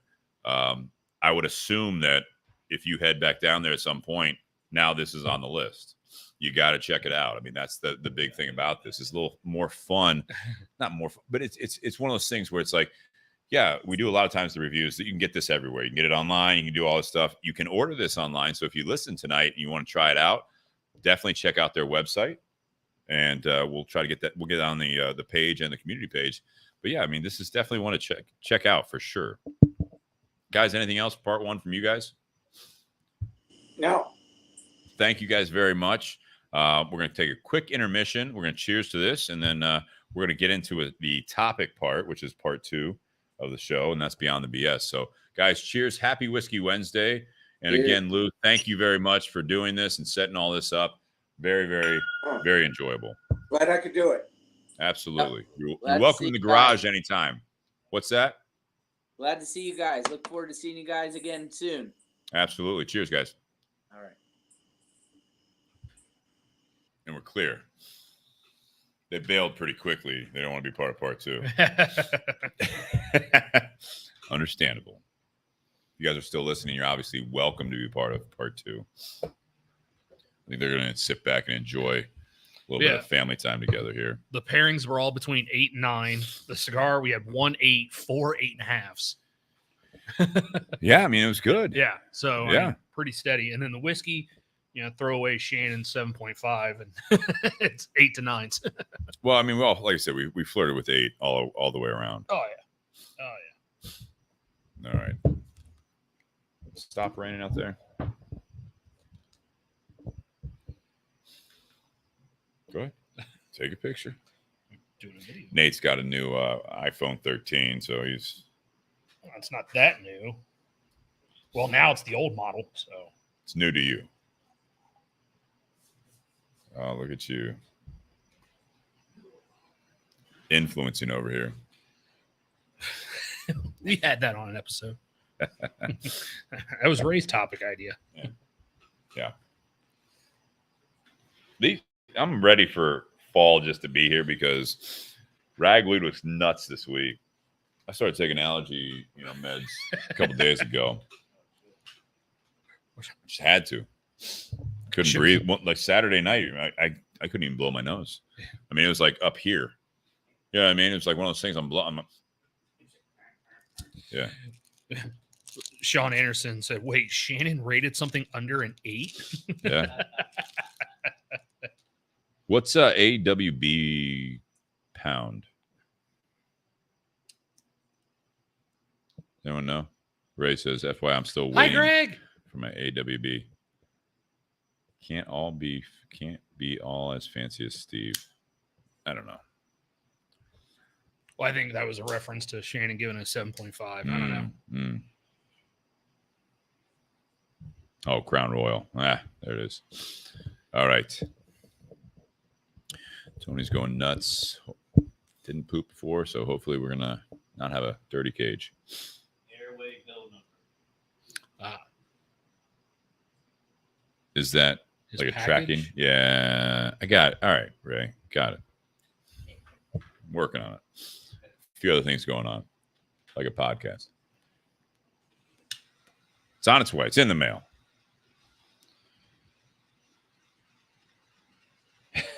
Sean Anderson says, well, Steve Crane is pretty fancy. He's wearing my shirt. No, that's the red one. Sean's got the pink one. That's right. Change the contrast on your phone there. All right, let's roll in here.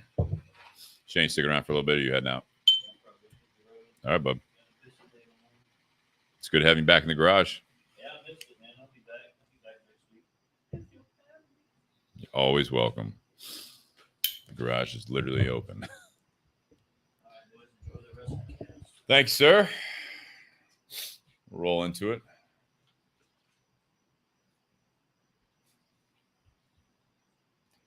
Welcome back to the Bourbon and BS podcast, everyone. This is part 2 of episode 238, Beyond the BS. Tonight, we've got a topic. We just finished reviewing, a little different tonight. We had a smaller distillery. We had a smaller cigar shop. I was about to say, in terms of It's Toro, but no, it's a smaller cigar company. So check out part 1 if you guys want to. If you haven't listened to that yet, click back if you're on the audio, or if you are just now listening live. Definitely listen back to that. We had some great conversation. Also, not only with just the two of us, but we did have the person that's part of the Bourbon and BS community page and part of our community, Lou, had donated these bottles and cigars to the show. And then we also had a good friend of the show who's been on several times. Hope to get him back in the garage when he's in the area, Josh Bentley, who is Lou's son-in-law. So it was great. Great conversation. Thank you guys very much for all that you guys do for the show, supporting it. And Lou, thank you again for the gifts for us to do this show tonight. I'm glad that you and Josh are hanging out on your back patio, smoking what we're smoking and drinking what we're drinking. And we appreciate all that insight into the different locations, not only Neeley Family Distillery, but also, I'm going to say it wrong again. Cigars. La Faraona There you go. Delay. Delay. Yes. DALA. With the thing over the A. Second A. Yeah. See, that's how fancy I am, Ray. All right. So tonight, I'm going to put this a little bit more on Nate. He was the one that suggested this topic.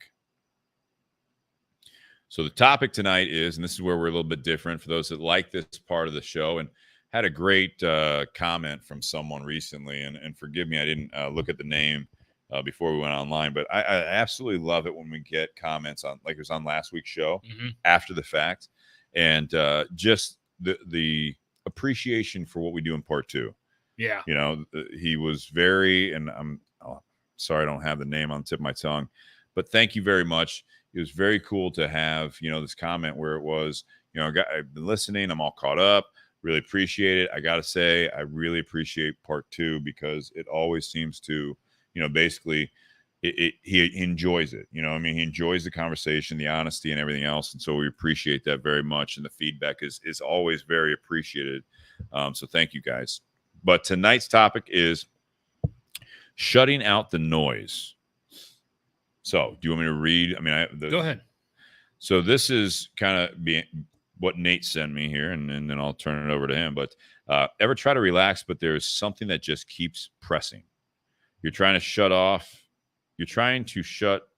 off and be at ease, but something keeps creeping into your head and you can't shut it off or out. Another take is shutting out the negative and criticisms. Is it possible to completely shut out? What do you do to shut it out? And do you deal with it? Ignore it until it goes away, drown it out, etc.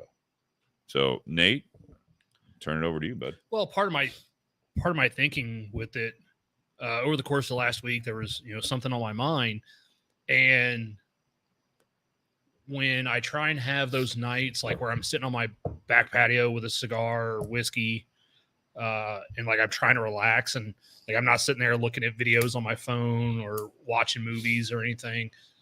Like if there's an issue going on in my life, the times when I'm trying to be like the quietest and most relaxed or most at ease seems to be when that issue becomes the most prevalent on my mind. Okay. Like because I have nothing else going on, that issue then takes center stage. And I know I had a comment on the little video I did earlier today On your Instagram. Yes, where someone had commented like, you know, that's where I make a to-do list or I try and stay busy. And Kristen. It was. Thank you, Kristen. There, I give her credit. But like they were talking about how they try and do things to keep busy, and you know, because they keep busy, they're not thinking about that issue, and that's fine.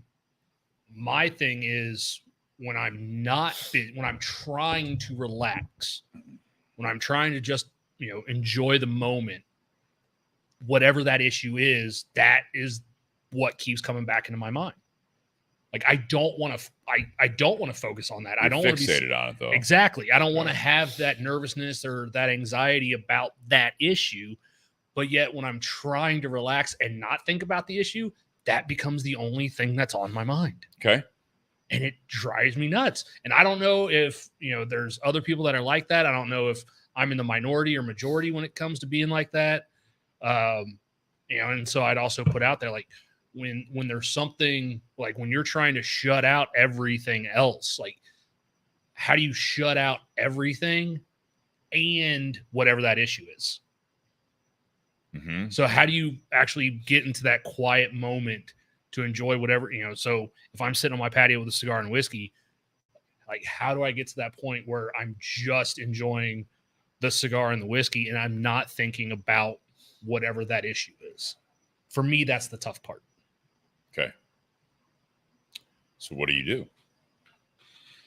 What do you do, Nate? I mean, I can respond to that, but what do you do? Well, Sean says that's because your brain don't work in negative thought processes. If you don't want to think about something, you can't tell yourself not to think about it. I get it. And I know, you know, Bobby Hersham says that's why I have my wife and my son's the greatest sounding board. Yeah, I mean, Bobby, when you're saying like you have them as a sounding board, like if you have that issue, like, are you talking to them about that issue? Because like I can sit there and like if I have an issue and my wife realizes, something's bothering me, I can tell her about it. But if she's not part of a solution to it, like, okay, now she knows what's going on with me. That cool. Although she'll still sit there and she always thinks it's her. She always thinks the problem's her. I feel like we're peeling back some layers of onions here. Yeah. So like I'll be sitting on the patio and she'll just come out and be like, "Are you mad at me?" And I'm like, "Only when you ask that question." Once again. No, I'm not mad at you. I have something else I'm thinking about. That's why I'm in whatever mood I'm in. It's not you, it's me. Okay. So what do you do, I guess, is before I comment on that? Like, what do you do? What every situation is different. Yeah. But, I mean, what do you do? I try and distract myself. Okay. I try to do something else. Like, for me, being busy and focusing on other things is what makes me not think about that issue. But on the flip side of that, it could also be I'm ignoring that issue, and that issue could fester and become a bigger issue. Very true. If it's not addressed. Very true. But I'm not much for confrontation. So if I have an issue with, like, if I have an issue with someone at work, do I want to really bring it up and cause more strife with that person? Or do I want to ignore it and hopefully the problem just goes away? Like, because I'm not.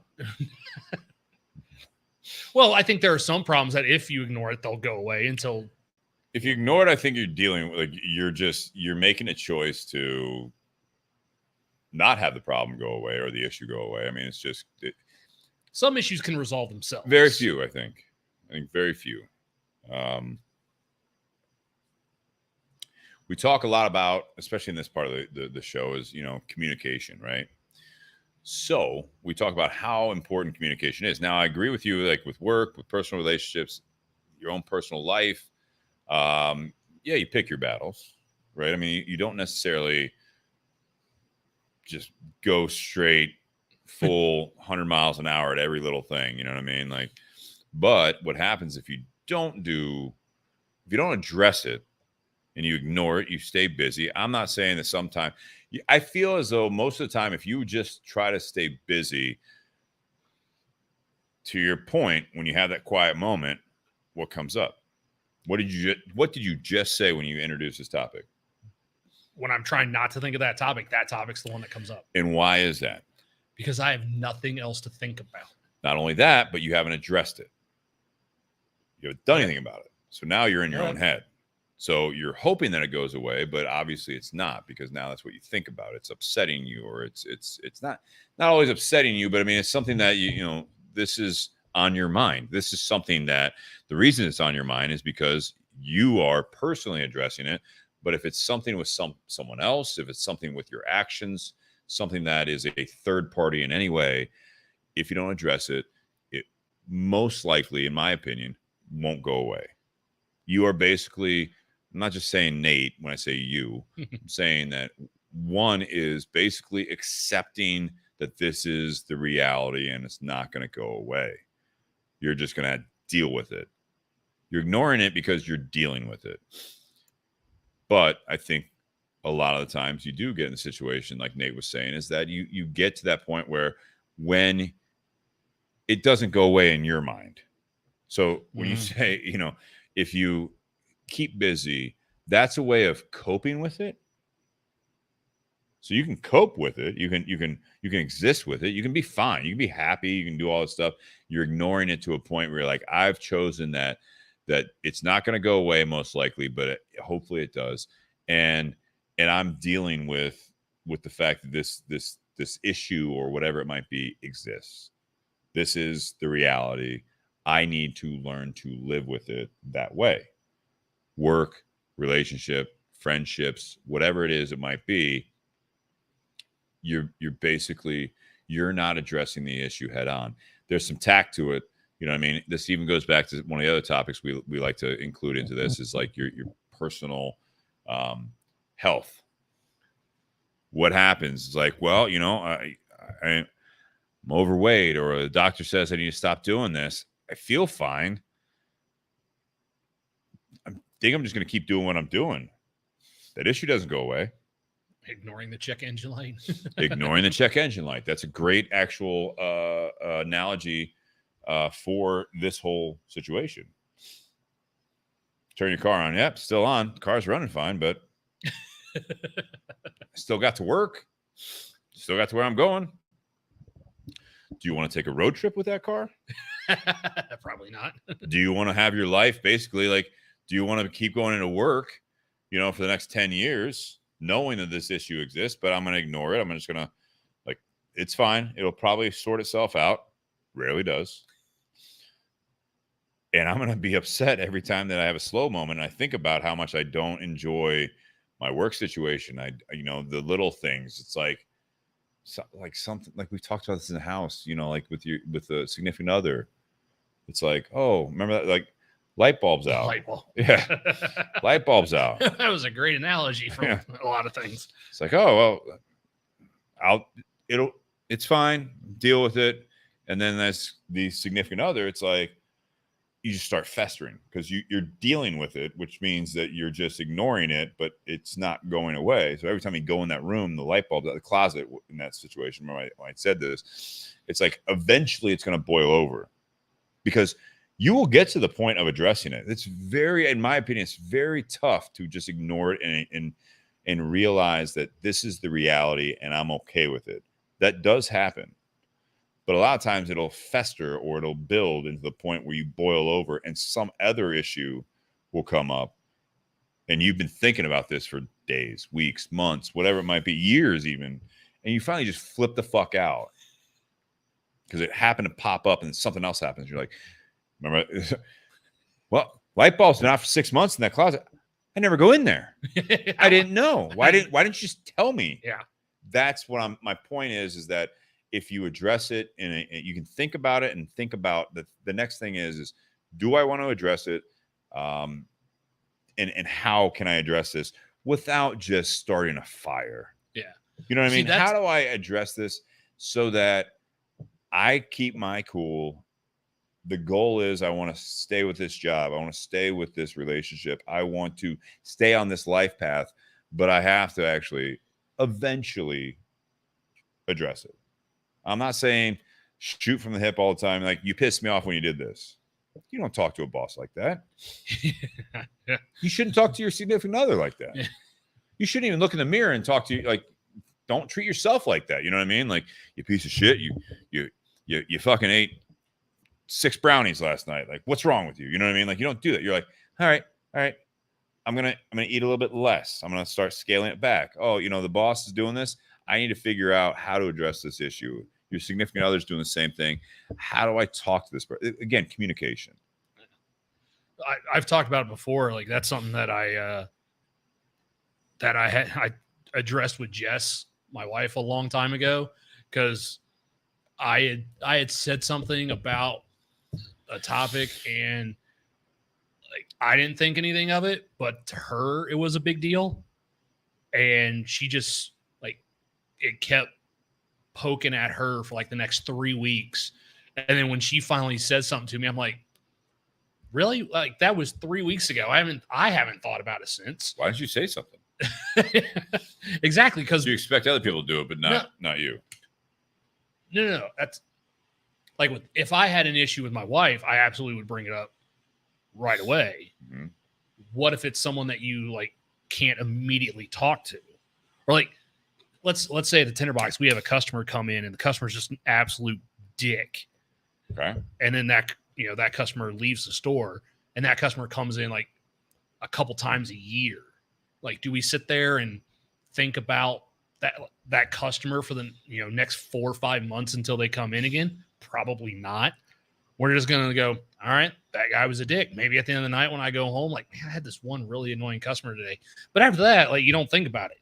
In a way, that's kind of ignoring it because the problem did kind of resolve itself. That person left.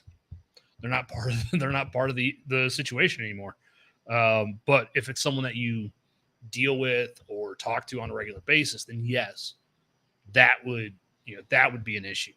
But someone brought up, reason to deal with it is you don't want it to just be, I think it was Sean. But how like you don't want it to, sit there and in your imagination, which is true for me, because if I'm thinking about something, my imagination is going to make that problem way worse in my mind than it actually is.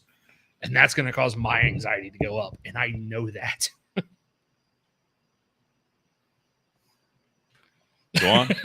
No, that was a statement. I go back to, again, if you're stuck in your own head and you don't address the issue, or you don't address what it is, we're talking about shutting out the noise. The two sides of that, and it's, I love the comments coming through here. I'm trying to keep up with them. It's tough to put out on the show here. So if you see any, Nate, just definitely. I like what Jonathan Herring said. The key is, if the check engine light was on in your wife's car, how would you respond? It's way easier to look out for the issues that someone else will deal with. And I think that's a big part of it. It's the same thing when you give advice, but do you take advice? You know what I mean? It's always a little bit, obviously more personal. There's more at stake when it's you. There's a little like more uneasiness when you're dealing with yourself. You can tell people how you should handle the situation. Again, if, my boss is, really, treating me poorly, or, I'm dealing with this issue. It's like, well, have you talked to them about it? Well, no, I don't want to like make it worse. For who? You or them? You said something too, Nate, that, it's like, you're not much for conflict. I think there's a lot of people out there that's like, they don't want to cause any conflict or hurt anyone's feelings. They end up getting steamrolled for it. They either get steamrolled for it. The issue is that you're putting your feelings last in those situations, because you're obviously already upset about it. Well, I had a situation at work earlier this year where I did have an issue with my boss, and I went to their boss about it, and that didn't go well. Then I went to that person's boss about it, and that didn't go well. You got to watch that. You got to watch going to the boss's boss. But, going back to your description of this, ever try to relax, but there's something that always keeps pressing. Absolutely. You're trying to shut it off and be at ease, but something keeps creeping into your head and you can't shut it out or off.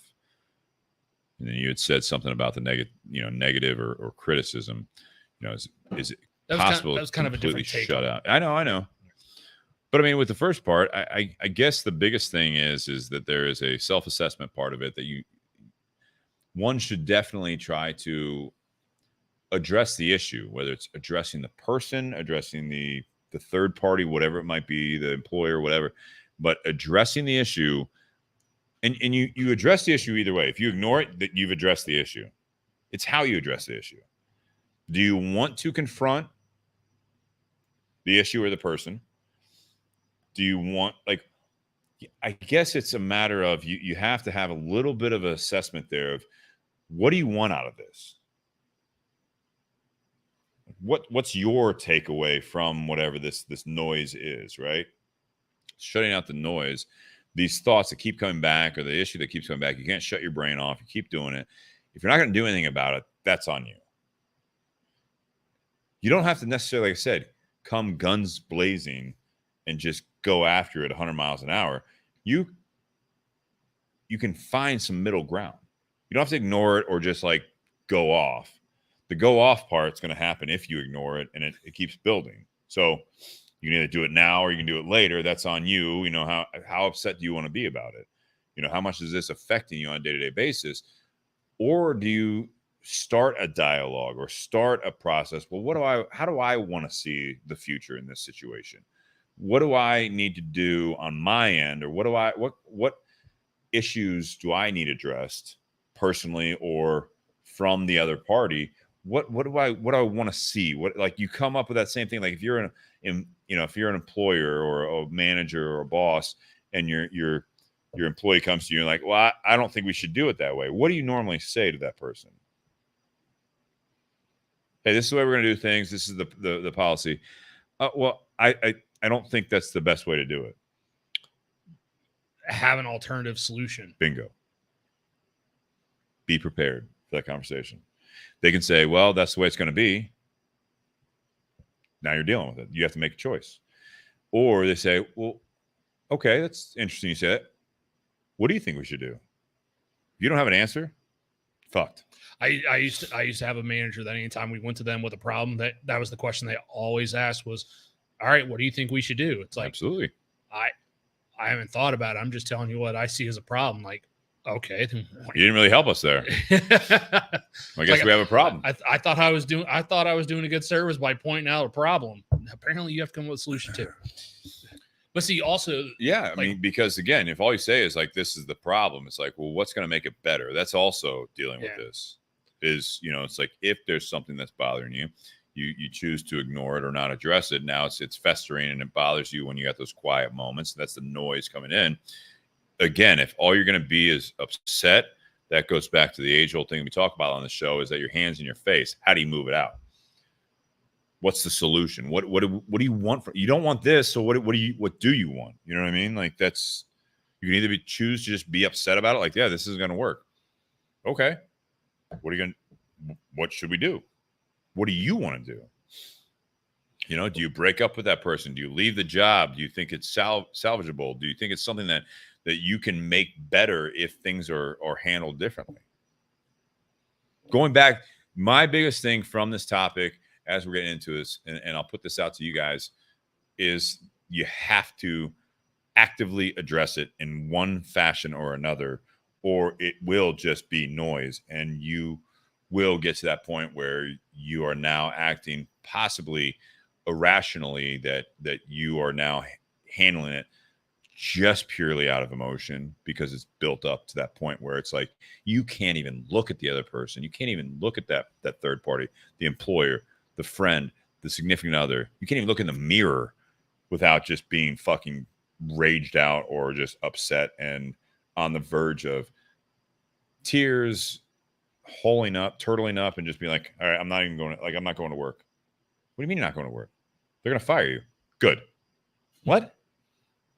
You know what I mean? You don't address it. You don't express it. You have to get it out. It's more of a reaction, which is, that reaction, that immediate reaction sometimes can get you in trouble. But again, because I know that sometimes if someone brings up a problem to me, a lot of times I want to react, but I know better than that, because I've done that before and it's not worked out well. So I know not to react. And the best thing for me to do is to walk away or take a step back from that situation. So that way, when I'm in a better frame of mind, I can actually think about that situation from more of a calm standpoint, instead of, whatever emotion as soon as that issue was brought up. But there are times where someone will bring up an issue, and because I don't want to immediately react to it, I want to go back, take it in, and think of an appropriate answer, an appropriate response to that. Because I don't have anything to say right then and there at that moment, that other person thinks I don't care. And now I have to address that issue as well, because they want to know an answer. They want me to respond. Like, it's almost like they're goading me into an argument, and I don't want to be there. Like, I want to actually have time to collect my thoughts and come up with a solution to the issue. And I know I'm going to be better at coming up with a solution if I take my time to actually think about it rather than just react to that. But that other party doesn't always understand that. And that's not necessarily up to you to change their side of it, right? But you, again, communicating, people don't know all the time how to accept that either. Because you can say exactly what you just said in that situation. You're like, you know what? Let me think about this. Let me sleep on it. You use that, even the corporate jargon. Can we circle back? Yeah, that's not corporate. That was the White House. Let's circle back in a day or so. So let me think on this. I'll circle back to it when I leave this for another job. Well, again, I mean, there's sometimes there are situations that are salvageable. I did, Sean said, There's a comment there. I like the Bobby Hirschman approach. And for those who don't know what Bobby Hirschman is, just tell them to eat a dick. All right. So there you go. I put it up on the screen. All right. There you go. Jonathan Herring says that other party has to respect that you were trying to come up with the right solution rather than the fast solution. I like that. That's good. I like that a lot. I'll put that up on the screen there. That's very good. That's true. You react too quickly, you might have a regret there. You know, not everyone is going to be ready to go all the time. If I fire from the hip, I'm going to say something not appropriate. I'm going to hurt someone's feelings. I feel as though, so here's my other thing with this is one approach that I would not recommend, because this is a personal thing, is being passive aggressive. I don't like that whole thing. When you ask someone what's wrong, clearly they're acting like something's wrong. Yeah. And they say what? What's the worst answer? Like, if you can visibly tell someone's upset. Nothing. What's wrong? Nothing. Nothing. Okay. That's a no-win situation, because again, that's ignoring it. Well, that's a great example of ignoring, by the way, because especially if that person asking you that is the problem. Correct. Yeah.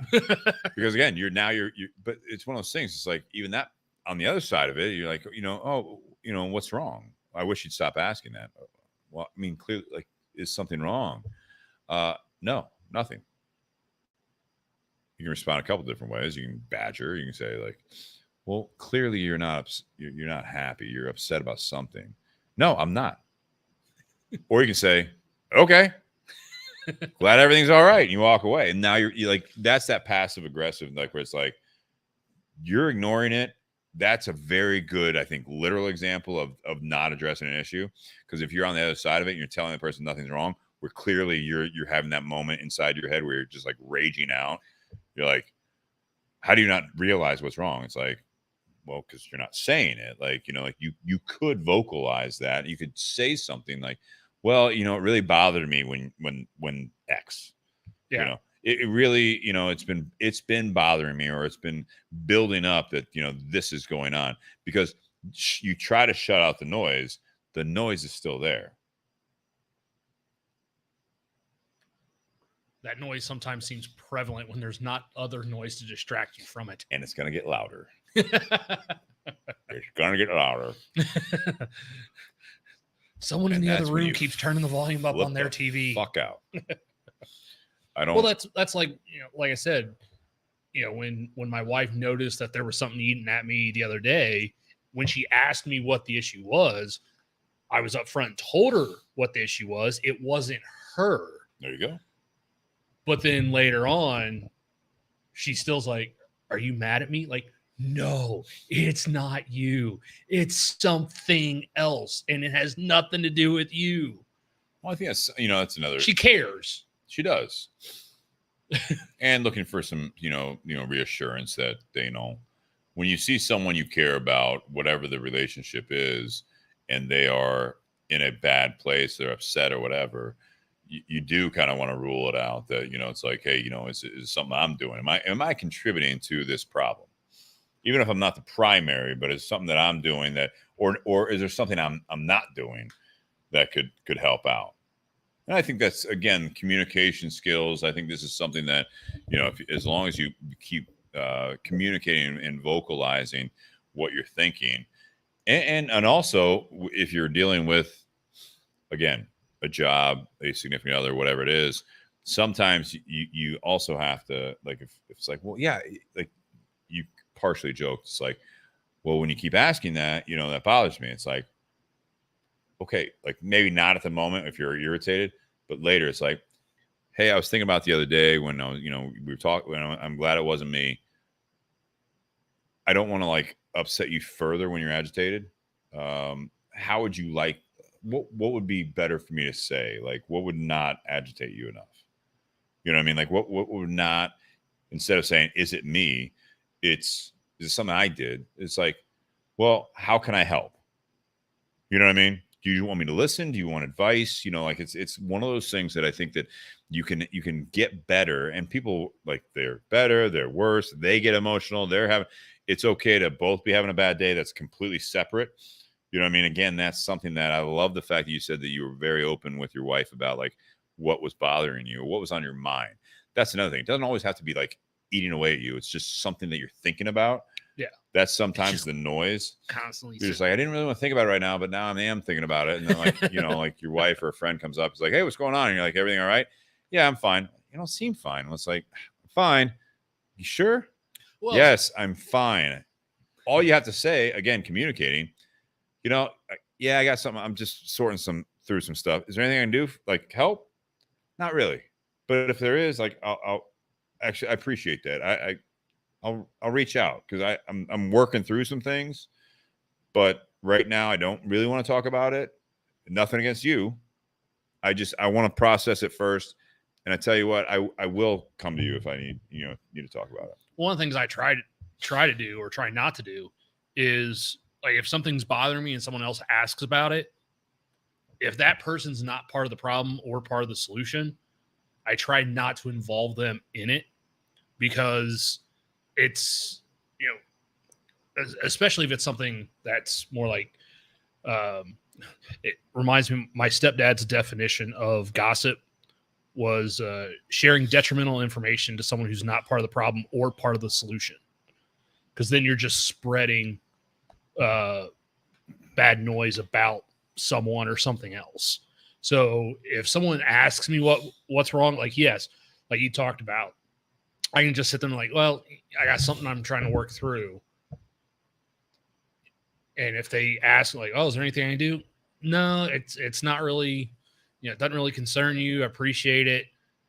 You know, something I'm dealing with over here, or I'm dealing with this person. And, you know, especially if they don't know that person or that, you know, they don't know, you know, what's going on with that relationship. Like, I don't, there's no need for me to bring that, you know, to share all the information with that person because they don't need to know the issues that me and this other person are having. Like, I don't want to involve them in it because quite frankly, it's none of their business. No, but there is a sounding board side. Yes, there is, right? yes, you know, yeah. It's something. But I think you have to pick your sounding board very carefully. So I agree with that, and I'm looking at some of these comments Yeah. here, and I like Well, it. Like Sean Anderson says, you know, in that regard, if it's not your story to tell, don't tell it unless that person that owns the story asks you to. There, if you have a good sounding board, it's something that, again, if it's something that I'm going to keep going back, I'm going to be a broken record here. If you're not going to address the issue and all you're going to do is talk to other people about it and not talk to the party that's involved, yeah, you're making things worse. Now I agree. You're not only just delaying and building on your emotions, but you're also now bringing other people in, and now you're gonna complicate another relationship in your life, right? So it's like, oh, again, do you want advice? Yeah. What do you think?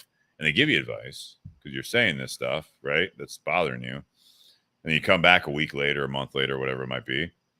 Like, how'd it go? It's like, well, it's still happening.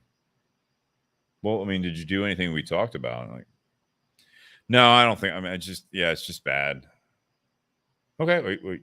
You gonna like leave that situation? Are you gonna move on? You're gonna do something? I don't know.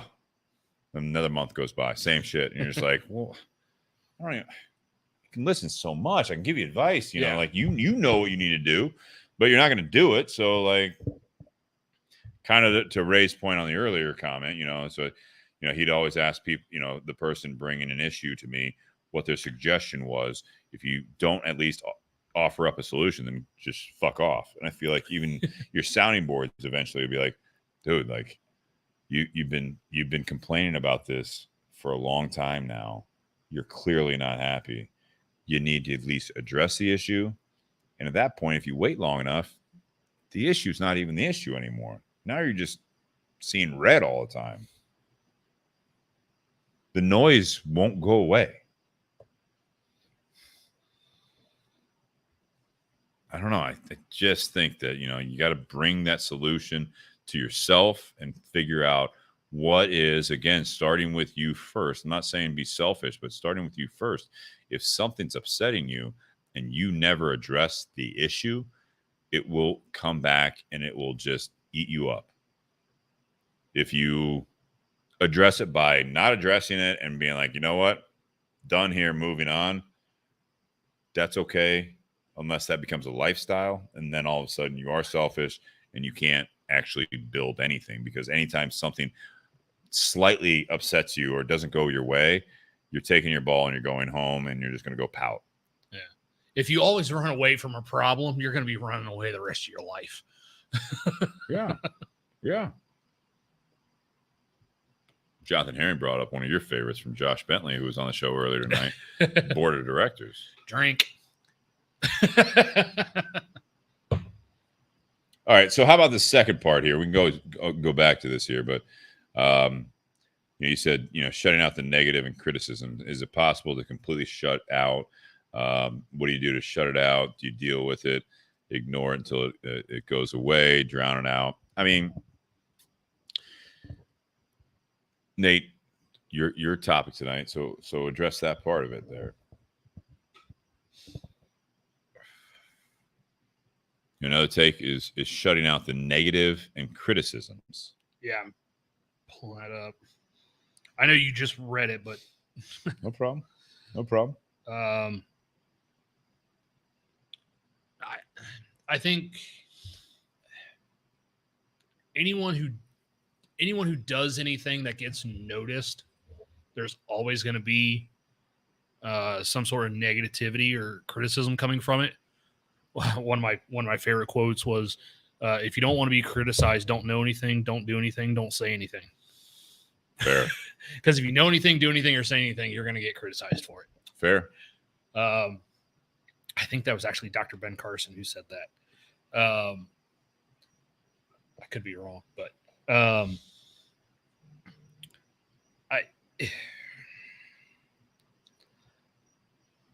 if it's a seldom occurrence that something negative comes in, I think that's easy to brush off. I think the hard thing for people to do is when it's reoccurring, to self-acknowledge and make themselves aware of what an issue might be. I think that's the hardest part for some people. Because one instance they might brush it off, but a repetitive pattern, now it's an issue. And we love hearing the praises. Like we can say something and get 100 praises and we love it. And then when there's one negative, we tend to focus more on that negative. Always, you remember the negative times. They stick with you. Why is that? Why does the negative stick with us more than the praise? Emotion. I mean, yeah, you feel like you weren't good enough at that point. So you upset someone, and you to your point, when you're like, a customer comes in, business side of things, it's like you know that someone was not happy with you. Something that you did upset them for whatever reason, whatever it might be. And that is going to stick with you, because that is a lot of the times it's kind of the same thing with, reviews. If you're happy with, all right, so I was in the moving industry for a long time, and it's one of those things. It's like, if you had a good move, right, with the company I was with, when someone asks you, or they don't even ask you, they're just like, yeah, I'm moving. Oh, yeah, I had a great experience. You had a bad experience. You tell everyone. They're not going to be moving for the next 10, 15 years. But you know what you do the next time you see them? Hey, how's everything going? I just went through this bad move. They broke everything. They smelled like weed. They did Put a hole stuff. in my wall. Put a hole in my wall. Like, oh my God, never hire that company. And they're like, oh, well, I wasn't moving anytime soon, but thanks. I'll remember that. And then they remember that. It's like when that comes up, but they're moving, you're like, well, I know who I'm not going to call. You know what I mean? It's just it sticks with you because it's a bad experience. There's a stronger emotion attached to it, and that's when you attach an emotion to an experience, it burns into your brain and it's there forever. if you have a successful business, you have a successful relationship, if you're just everything, and all you did was every time something negative happened, you completely revamped.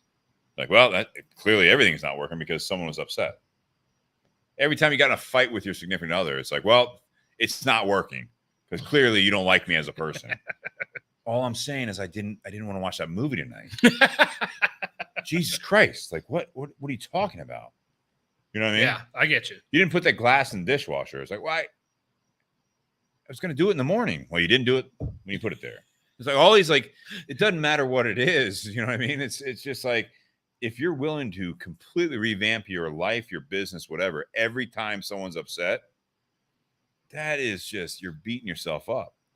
Because when you look at reviews on something, a business, right? Or you're staying somewhere. We talked about that years ago. We did that episode. What the fuck is your problem? Yep, you, me, and Dustin. Yeah. You read off a couple reviews. That review, literally in that review, I still remember, they're like, this is the 4th time we've been here and this is not acceptable. It's like, why do you keep fucking going back? Because obviously the business is looking at it more rationally. It's like, I got 90-some% reviews that they love us. You're just upset about, you don't like us.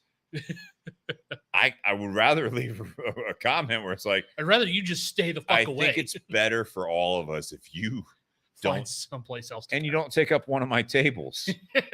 Because I have a good 9 out of 10 chance at least that I'm going to have someone sitting there that's going to enjoy our service. Yeah. You aren't. That's 4 out of 4. I agree with you. You're not happy with this. I hope you have some, when you look at those reviewers too, when you look at their other reviews, it's all negative. typically Oh, yeah. the majority are like, they only review on the bad ones. Yeah, they're just bad. They're just negative people all the Yeah, time. it came to a stoplight. It waited too long to fucking turn green. City of Columbus, like, go fuck yourself. Like, Jesus, like, Well, to I'm this sorry, like, to this part of the topic, my wife sent a question, and I think it's rhetorical, but it's something to be addressed. Why do you give so many people, quote unquote, permission to hurt or insult you? okay, explain. So I think what she's getting at is, like, if someone comes to you and says something negative, and it just, all of a sudden, that's all you think about is that negative. You don't think about any of the positive. Like, why are you putting so much weight into that one person's opinion? I think Go it's, ahead. Why do you think? Well, I think what you just talked about, like, we want to please everybody.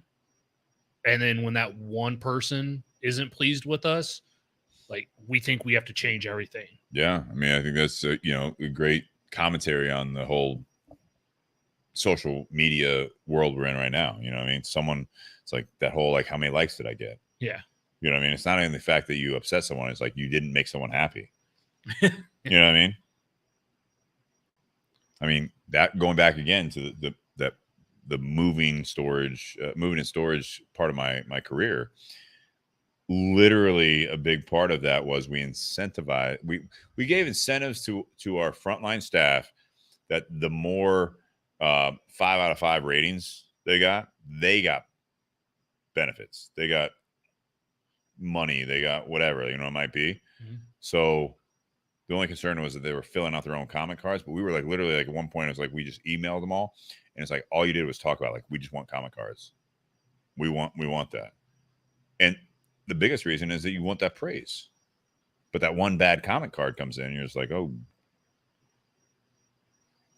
again, do you revamp everything? Do you take it that personally? Was it a bad day? Did something bad happen? Everyone has mistakes. You start seeing reoccurring things. Now, going back to that, it's something that you want to improve on. If you take those cues that clearly you're upsetting multiple people multiple times, you're doing, like, it could be you. Yeah. You're not good at your job. You're not good at this relationship. You're not doing it. All you're doing is upsetting that person or that the customers or whatever it might be. That's a numbers game there. You upset one person, it's like, I'm not saying to Bobby, eat a dick, or, go fuck yourself. It's just like, all right, I heard you. Let's see what everyone else says. We're not doing so bad. You know what I mean? Yeah. Most of the time you're with someone. I get it. You're upset about this. I'll work on it. I'm not going to be perfect. And that person needs to realize that you're not going to be perfect. And vice versa. You need to realize that you can't treat them at a higher standard than they hold you. Right? That's a topic in and of itself right there. All right. Well, I'll hold back on that. Hold back. No, when you talk about the numbers game, it reminds me of a old Ron White joke, the blue collar comedian. Yeah. He was doing a stand-up bit at Fort Hood in Texas. And he's like, he's talking about how there's 10,000 soldiers at Fort Hood, and this lady in the front row is like, every one of them's a bad fuck. And he goes, seems to be you're the only common denominator in this equation. Yeah. Same thing. I had employees in the past, where it's just like, yeah, man, like they're all garbage. And it's like, well, they actually are saying they don't like working with you. That's, again, a numbers game. You deal with the stats there. Mm-hmm. I want to go to a comment that, Sean said. I don't know if I can. You're absolutely right. I'm going to have to just go ahead and get new eyeballs. I don't give a rat's flying fuck what anyone else thinks of me. Knowing Sean Anderson, we've met him. He's been on the podcast. He's been here in Columbus. You hear, if that was the end of the statement, you're like, yeah, it sounds like Sean. Yeah. As long as my family loves me and my friends respect me, then the rest of the world, well, ... So this brings up a concept here. Sean and everyone else, you do care what people think about you. Oh, yeah. Don't we all? It's the value you put on the thought, the person. Who's it coming from? Right? So some random customer comes in, some random person's like, oh, you shouldn't have said that, or that offended me. You can say, I don't give a what do you say? Flying rats fuck. Yeah, rats flying fuck or whatever. It's like, I don't care.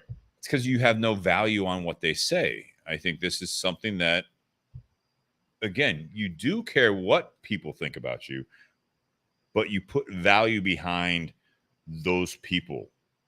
There is a scale there. Someone I've never met before, we talk about that, right? There are a lot of people that right now, they care a lot more about people they'll never meet and how they're feeling, but they don't care about their own household and it's falling apart. On the flip side of that, Sean's that person is like, everyone I've never met before can fuck off. As long as my family, as long as my friends think that I'm being me and being a good person, then I'm good. You're not going to make everyone happy. Well, my wife followed it up. She goes, she needs to get on the feed. I know, but she watches. Let's go. Let's get on it. Let's get on the community. All right. She usually watches it on YouTube in the basement TV, and to try and comment on that thing, where you have to like cycle to each single button to type it. Oh my gosh, it would take her forever to make a comment. At the end of the day, you, and she's referring to me. Oh, at the end of the day, me are one of the very, very few people that has permission to hurt me. I am not saying that I want you to go out of your way to hurt me, but if someone else says something hurtful, they don't get to live rent-free in my head. Their opinion in the grand scheme of things doesn't matter. Your opinion holds more weight day in and day out. So that's similar to what Sean's saying. Yeah. So again, it's you put value on the interactions and experiences that you have with some people, that you hold their value in your life, to her point, that you can live in her head or anyone's head. You can live in that. Isn't rent free. That's you're in it. Like, I mean, you're emotionally paying rent. Yeah. Sean took it back to this where, again, as long as the dude in the mirror doesn't look back at me in disgust, then I'm probably doing all right. I agree with that. And again, I think that actually builds off of what Jess is saying. What Sean said before that is the fact that, you know, it's like you hold certain values to the people in your life, including yourself. And if you are, you know, there again, I think there's a sliding scale. If you're just like everyone else around you, your family, your friends, strangers, they're all like, you are way out of the line. And you look in the mirror like, fuck, I look good. I'm fucking living my best life. It's like, I feel like we need to actually like kind of scale this scope out a little bit. What you're doing is not fitting in with everyone else. If you can live a happy life like that, keep pissing people off. You'll be very lonely. But I think you do have that, you know, going back to that whole, you know, you love it, and it was brought up as that board of directors. It's like, if the people that you hold a higher value to of their opinion, if they think you're doing a good job, then you should be able to look at yourself in the mirror. If everyone around you is in your mind turning on you, once again, you might be the problem. You might be the issue. And your actions, although you see nothing wrong with them, clearly everyone you're interacting with is not seeing you the way you think you see yourself. That's a problem. So in that case, what do you do if you realize that maybe I am the problem in this situation? Like, I mean, what you answer the question. I don't know that I've had that situation come up in my life, so I mean, I guess think I have either. I don't think I've had everyone against me at you know, certain points, but I think you start listening. You start, again, the communication. I think you start getting that point where, like, well, you know, all right, I'll open my ears a little bit. Let's turn to, like, let's say it was an issue at the tinderbox. Let's say that, you know, all the rest of the staff, with the exception of Brian, the owner, let's say all the rest of the staff, all 4 of them, have an issue with you. They don't sign my paychecks. You're the GM. You answer to one person. Like, so, you know, I've been in that situation before, and that, you know, it's at the tinderbox, or no. Okay. You know, there's a mentality of again, you know, your employees, although they technically work for you, you work for them. Mm-hmm. Because again, you have to be open to a point that there's a level of respect on both sides of it. You know what I mean? If the majority is, again, if it's realistic, right? You know what I mean? Like, if so, take it one step even further. It's not just me, but like, say the owner of a business, it's like, well, everyone's just pissed off at you, and there's no one above you. It's kind of like, well, you know, you can say, well, fuck them. It's like, well, no, they're gonna fuck you, because they're gonna leave, and you're gonna have a leave, business and with it's no like, employees. you can't. You know, I go back to the whole thing of, depending on the size of the business, you know, shop like where we work, you know, Tinderbox, like you said, 6-7 employees, including the owner. Your escape there is all right. Well, if everyone leaves, it's like, all right, well, you're working 7 days a week, 24 hours again. Okay, as a business owner, that's your call. You'll be able to find new employees. You're gonna have to go through the whole thing again. It happens. Bigger scale, not even that big, but for example, where I used to work, you know, it's like where I had 120 employees. If they all left, I'm done. Right? There is a power there with that those types of numbers. It's like, well, I can't go out and move the volume of 30 trucks going out in the area in one day. Yeah. I can't move one. We're done. Yeah. You know what I mean? But again, I think there's the same mentality, though, is that it's just listening. Again, you don't need to bend over or bow down to every little complaint. You just need to be receptive of it and be able to address it. Going back to the big things, shutting out the noise. If there are the reoccurring things, like, okay, now I got to like really listen up and be like, all right, so what is the issue? Once again, addressing it. If there's one thing that you can't shut out when you were saying this originally, like whether it be criticism, whether it be one issue, one experience you had with another party, you don't necessarily just reinvent yourself, right? But you can't ignore it. You can never, in my opinion, you can never ignore. You got to take the good with the bad. You got to be able to listen to those things, and then again, even at that point, address it. Where it's like, is it something I'm doing? Maybe. Is that going to be the better of everything? You know, it's like, for example, right? So no matter the scale, right? You go back to that tinderbox thing where you have 4 or 5 part-time people, right? And everyone's upset because all I'm doing is like, hey, I'm trying to think of a practical one. Well, I was gonna bring up one of our mutual. Oh, you guys all hate me? No, Jesus. no, Just some of you. That's cool. No, we love you. No, I was thinking of one of our one of our mutual friends. His full-time job. So the company he works for, there's a union, and they may go on strike. And I remember when my dad worked for UPS and they went on strike. It's one of those situations. Who has the power in that situation? Because if the employees go on strike, you know, then obviously whatever that business is doesn't have the employees in order to be able to do the job properly. So obviously the business hurts.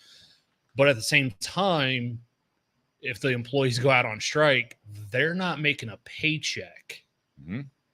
And so if they can't go a month without a paycheck, like they have to go back to work. So they either have to cross the line or they have to sign whatever that new union contract is. So like in a situation like that, who actually has the power? The employer or the employees? It's shared power. Power's on both sides of it. And that's the in that situation, I think that's the reality of unions. I mean, that's the reality of when you have the masses against the man, if you will. You know what I mean? There was and sometimes is still a purpose for that. But yeah, I mean, it gets ugly. It can get ugly. And it's sometimes that political thing where it's like we ask for more knowing that you're going to get less. It's like buying a fucking car. You know what I mean? You lowball them. You're like, I know they're not going to sell me the car for that. Well, you also have to be prepared that you're not going to get that car. Yeah. You have to be willing to walk away. You have to be willing to walk away Yeah. on both sides of it. You know what I mean? Yeah. Oh, Ray Cheshire. I hate unions. Let's go there. All right. I used to work for that union, and I'm glad I don't. You know, Jonathan Herring says, I think that alone time when the quote noise arises is super important in today's age. I don't think we listen to it enough. And Ray says there's so much of it. How do you filter out what you should be focusing on? What do you think on that? Well, I'd actually written something like that down because when I was looking up different things to discuss with this topic, one of the things, especially in today's day and age, that kept coming up was social media and technology. And this idea that there's too much input and, you know, which is, you know, in some cases noise, you know, and, you know, taking the time in order to be able to shut that off. So that way you can shut out all that noise and, you know, get to a place of, I don't know, quiet, happiness, peace, whatever it is. But I think on the flip side, kind of like what I talked about in the first part of this, sometimes that noise is a distraction from what's going on internally.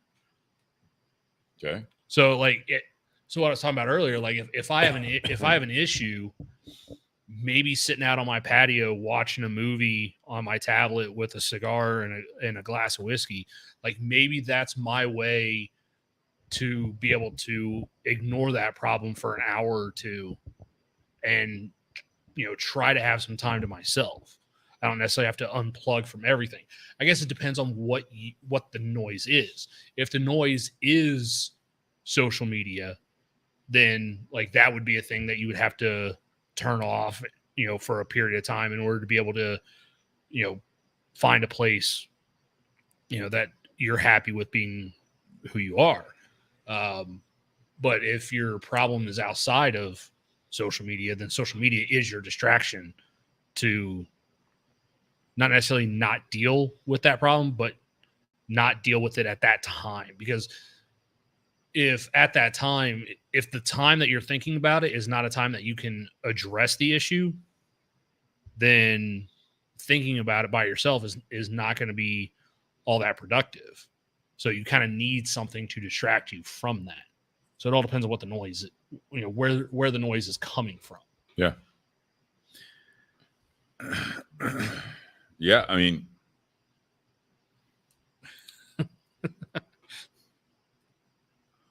I think that quiet time, it is tougher these days to do that unless you go old school and when you go out on your patio, Nate, you leave your phone inside. I don't. That would be a technique. There's a lot of that stuff, there's people that I listen to, and I'm not good at it, but I mean, it's like there's in this day and age, there's something that when you wake up in the morning, some people give themselves 30 or 60 minutes where they just don't look at their phone. They start their day by themselves. That's their quiet time. But the quiet time, it's good to have distractions, right? I'm all for that. If things are going poorly, you need to take that vacation. You need to take that time by yourself. However, the fact that the noise, as you put it, Nate, comes up in that quiet time, that's a good time for you not to ignore it. It's a good time that you can have less distractions, that you can actually focus on that problem. Yeah, absolutely. I mean, this is something that you can do some reflection. You can do some planning. You can, you got a notepad right there. You know what I mean? Take that out there with you. Use a page or your notepad or whatever it might be. Pull out your phone and pull up the notes app or whatever and start reflecting. I mean, there are some.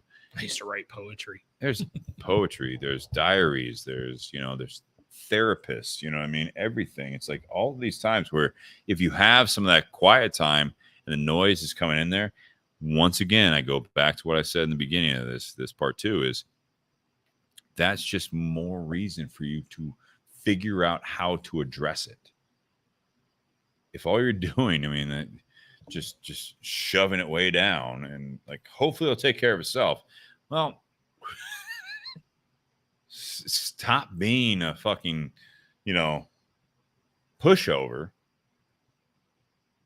Do something about it. Figure it out. And again, if at the very least, ideally, this is what would happen. That may not always happen, but it's like, all right, so that won't happen. You know what I mean? Like, so say you have a boss, it's like, best solution is my boss gets fired tomorrow. Well, likely not going to happen. You know what I mean? Not going to happen. Especially if you don't like do anything about it. Not trying to like. But there's also the side of it. It's like, my significant other, it really annoys me when they do this. And it's like, okay, well, what advice would I give to a friend if they came to me with this issue? Most of the time is you need to do it, like do what is bothering you that they're not doing, deal with it. Or the advice typically would be is like, have you talked to them about it? So open up dialogue. It's like, have you done, what are you doing about it? What would you like to do about it? What is your ultimate outcome of this? Do you want to salvage this? Are things okay? Like, pros outweighing the cons or vice versa? It's this whole mentality of you take a step back and you got to be able to say, okay, well, this noise is coming in your quiet moments. Like, what are you doing about it? Well, I just poured another drink. I light up another cigar. It's like, so you're just delaying the inevitable. You're escaping. You're running away from it. Yeah. How's it working out? Great. Until the next time I sit down by myself. And then it's back. I think Sean Anderson has a few things to say about that one. because I know we've talked to him before about, some of the, some of the things with his experiences that creep into his head. And, with him, he's, just learned to live with it. Yeah. That's a noise that you can't always address. Again, if you've lost someone, if something happened, you can't change it. Yeah. That's more of I think an assessment. I think that he's doing a good job, again, based on that comment where it's like everyone else can fuck off. Well, the people that are important to me, as long as they think I'm doing a good job, as long as the person that I look at in the mirror is doing a good job, that linear history, like you're not going to be able to fix everything. You're not, you know what I mean? As long as whatever issue he's dealing with doesn't have a negative impact on like his family and the ones he loves. Yeah. Those are the choices you make on a daily basis, that it's like you can beat yourself up over it. You can live in the past, if you will, or you can use that or try to work with that and say it is still very, very miserable and you wish it wouldn't have happened, yet it did. Now, where do you go from here? But again, going back, big part of this part too is you're addressing the issue. Change the things that you can, accept the things that you can't, and you grow from that. Well, I kind of like what I think it was what Ray had said about when I think Jonathan was talking about, or Sean had brought up like listening to music. And I think it was Ray that had commented about or having a positive noise. So instead of having that negative noise that you're thinking about, find a positive noise and focus on that. So that way you're not thinking about whatever that negative situation was. Yeah, I agree.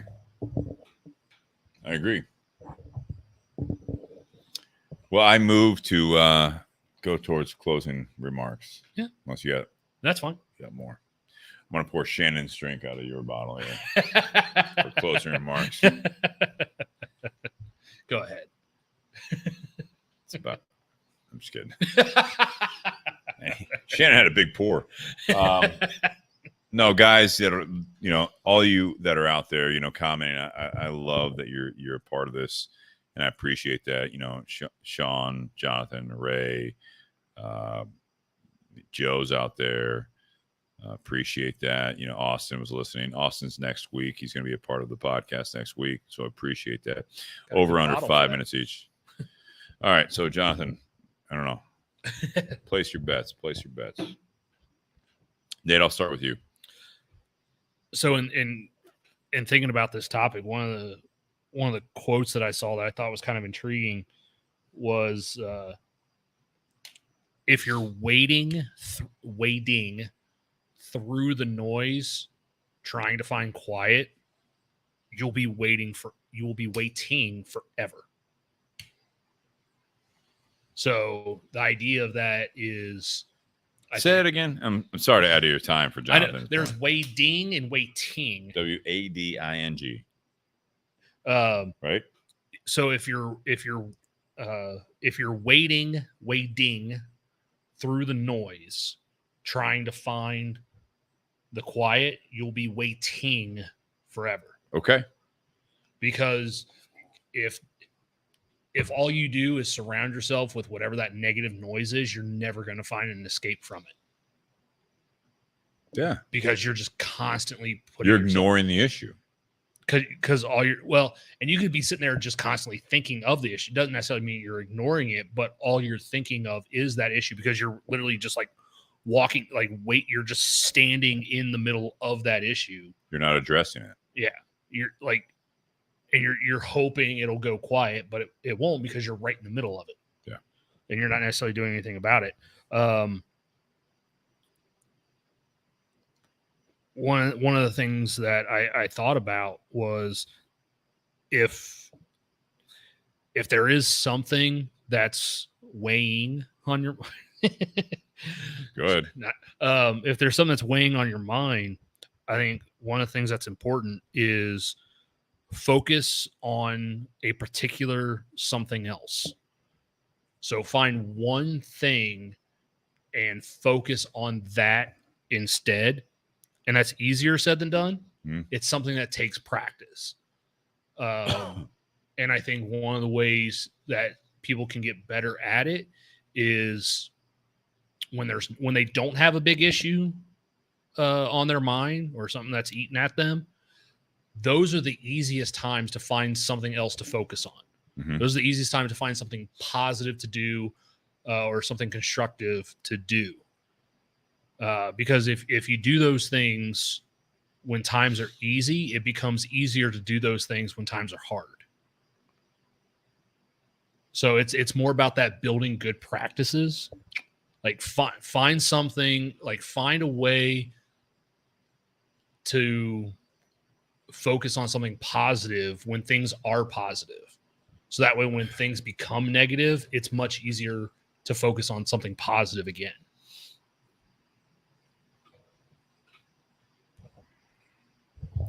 Under.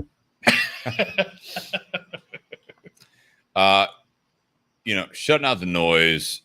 There's a lot of different ways to look at this, and I building off of that to a point is have your methods, right? So again, I'm a big proponent of not letting things fester. There was a time in my life that I did and I didn't address it. It never works out. It never works out at all. Why? Because you're not addressing the issue. It doesn't go away if you don't address it. Whether you don't address it and you just live with it, but you don't really want to live with it, or the other party is unaware of the issue at hand and therefore it keeps coming. That's that addressing it. That's communicating. I've learned enough about that. It's still not always easy, but when things are necessarily, you try to address it, it doesn't go your way, or the other party, again, employer, significant other, friend, or whatever, they don't respond, or they do the other side of it and they're just they're dealing with it, they're ignoring it, whatever it might be, and all of a sudden your life changes. There is a bit of a balance there when things are out of your control and you have already done your part in this, of addressing the noise. And the noise, Sean says this, I'll bring this up here. Life is noisy. It's a difficult aspect to try to turn that off. The effort may drive you more mad than the noise itself. There is a point where you do your part of it, right? And you address this. You got to have your outlets. You have to have your hobbies. When it was me not too long ago, what did I do? Like, yeah, you say best practices. I haven't taken daily walks in a long time, but that was my way of addressing something where I thought that I reacted to the situation at hand, a breakup. I've been fired before. I've been through these things career-wise, personally, all of that stuff. The one thing that I think that I've gotten better at is that sometimes the advice that, so Kristen commented about keeping busy on your thing, that's good. That's good to have in your, not back pocket, but in your best practices, to your point, that how to respond to it in a healthy manner. I was going to pull up her comment, but go ahead. No, don't. Okay. It's the fact that it's like, you got to know how to do your side of things and address it. If you are the one that's letting things fester and you don't address it and all you're doing is being pissed off, the only person at that point eventually will be, you can be pissed off at yourself because you haven't done anything about it. If you do something about it, you address the issue, you address the noise, whatever's building up inside of you tackle it head on, hopefully with some tact and that self-reflection, and it doesn't go your way. Now you have those I don't say coping mechanisms, but you have the response of knowing how to, in a healthy way, rebuild from that. How were those walks helpful for you? They were helpful because it was getting active. It was doing all the things that everyone knows. You're physically active, you eat better, you take care of yourself first, and then you can respond to the outside world second. Because the reason I asked that is, like, when I brought up the topic and was talking to you about it in the house, like, for me, going on that walk would be a situation where now I'm just thinking about that problem. But you use that as addressing it. What do you want to do about it? That's the big thing. Gotcha. If all you're doing is taking walks, all you're doing is sitting on your back patio and smoking a cigar and having a drink or whatever, and then you go back to, all you're doing is thinking about the problem, you're thinking about feeling sorry for yourself, being upset about something, and all you do is you're like, all right, I had my moment. I'm going to go back to just everyday life and being busy and just ignore it and not deal with it. No, the reality is that issue is there. So you evolve to the point where you use that time in a productive manner to get better, so that when you can actually shut out the noise in a good way, as opposed to just ignoring it. Never want to shut out the noise just to shut it out. You want to be able to evolve and grow bigger and better, and be able to enjoy your life going forward. Cheers. Happy Whiskey Wednesday, guys. Appreciate it. All you guys still tuning in. Love having you guys on. All of you that listen to this after the fact, I hope you enjoyed the show. And thank you to our sponsors, Tinderbox at Easton, Columbus, Ohio, Altadis USA. Josh was on tonight with Lou, his father-in-law. Love that. Thank you very much again, Lou, for the gifts for the podcast. BS Cigar Company, the gold and silver are available. And you guys out there that support us every month, or at least whenever you can, if you're listening and you don't want to do the patreon.com/Bourbon and BS podcast, there is on that a $5, $10, $25 tier that's reoccurring. There's Venmo at Bourbon and BS, but you can also do it where you just share this.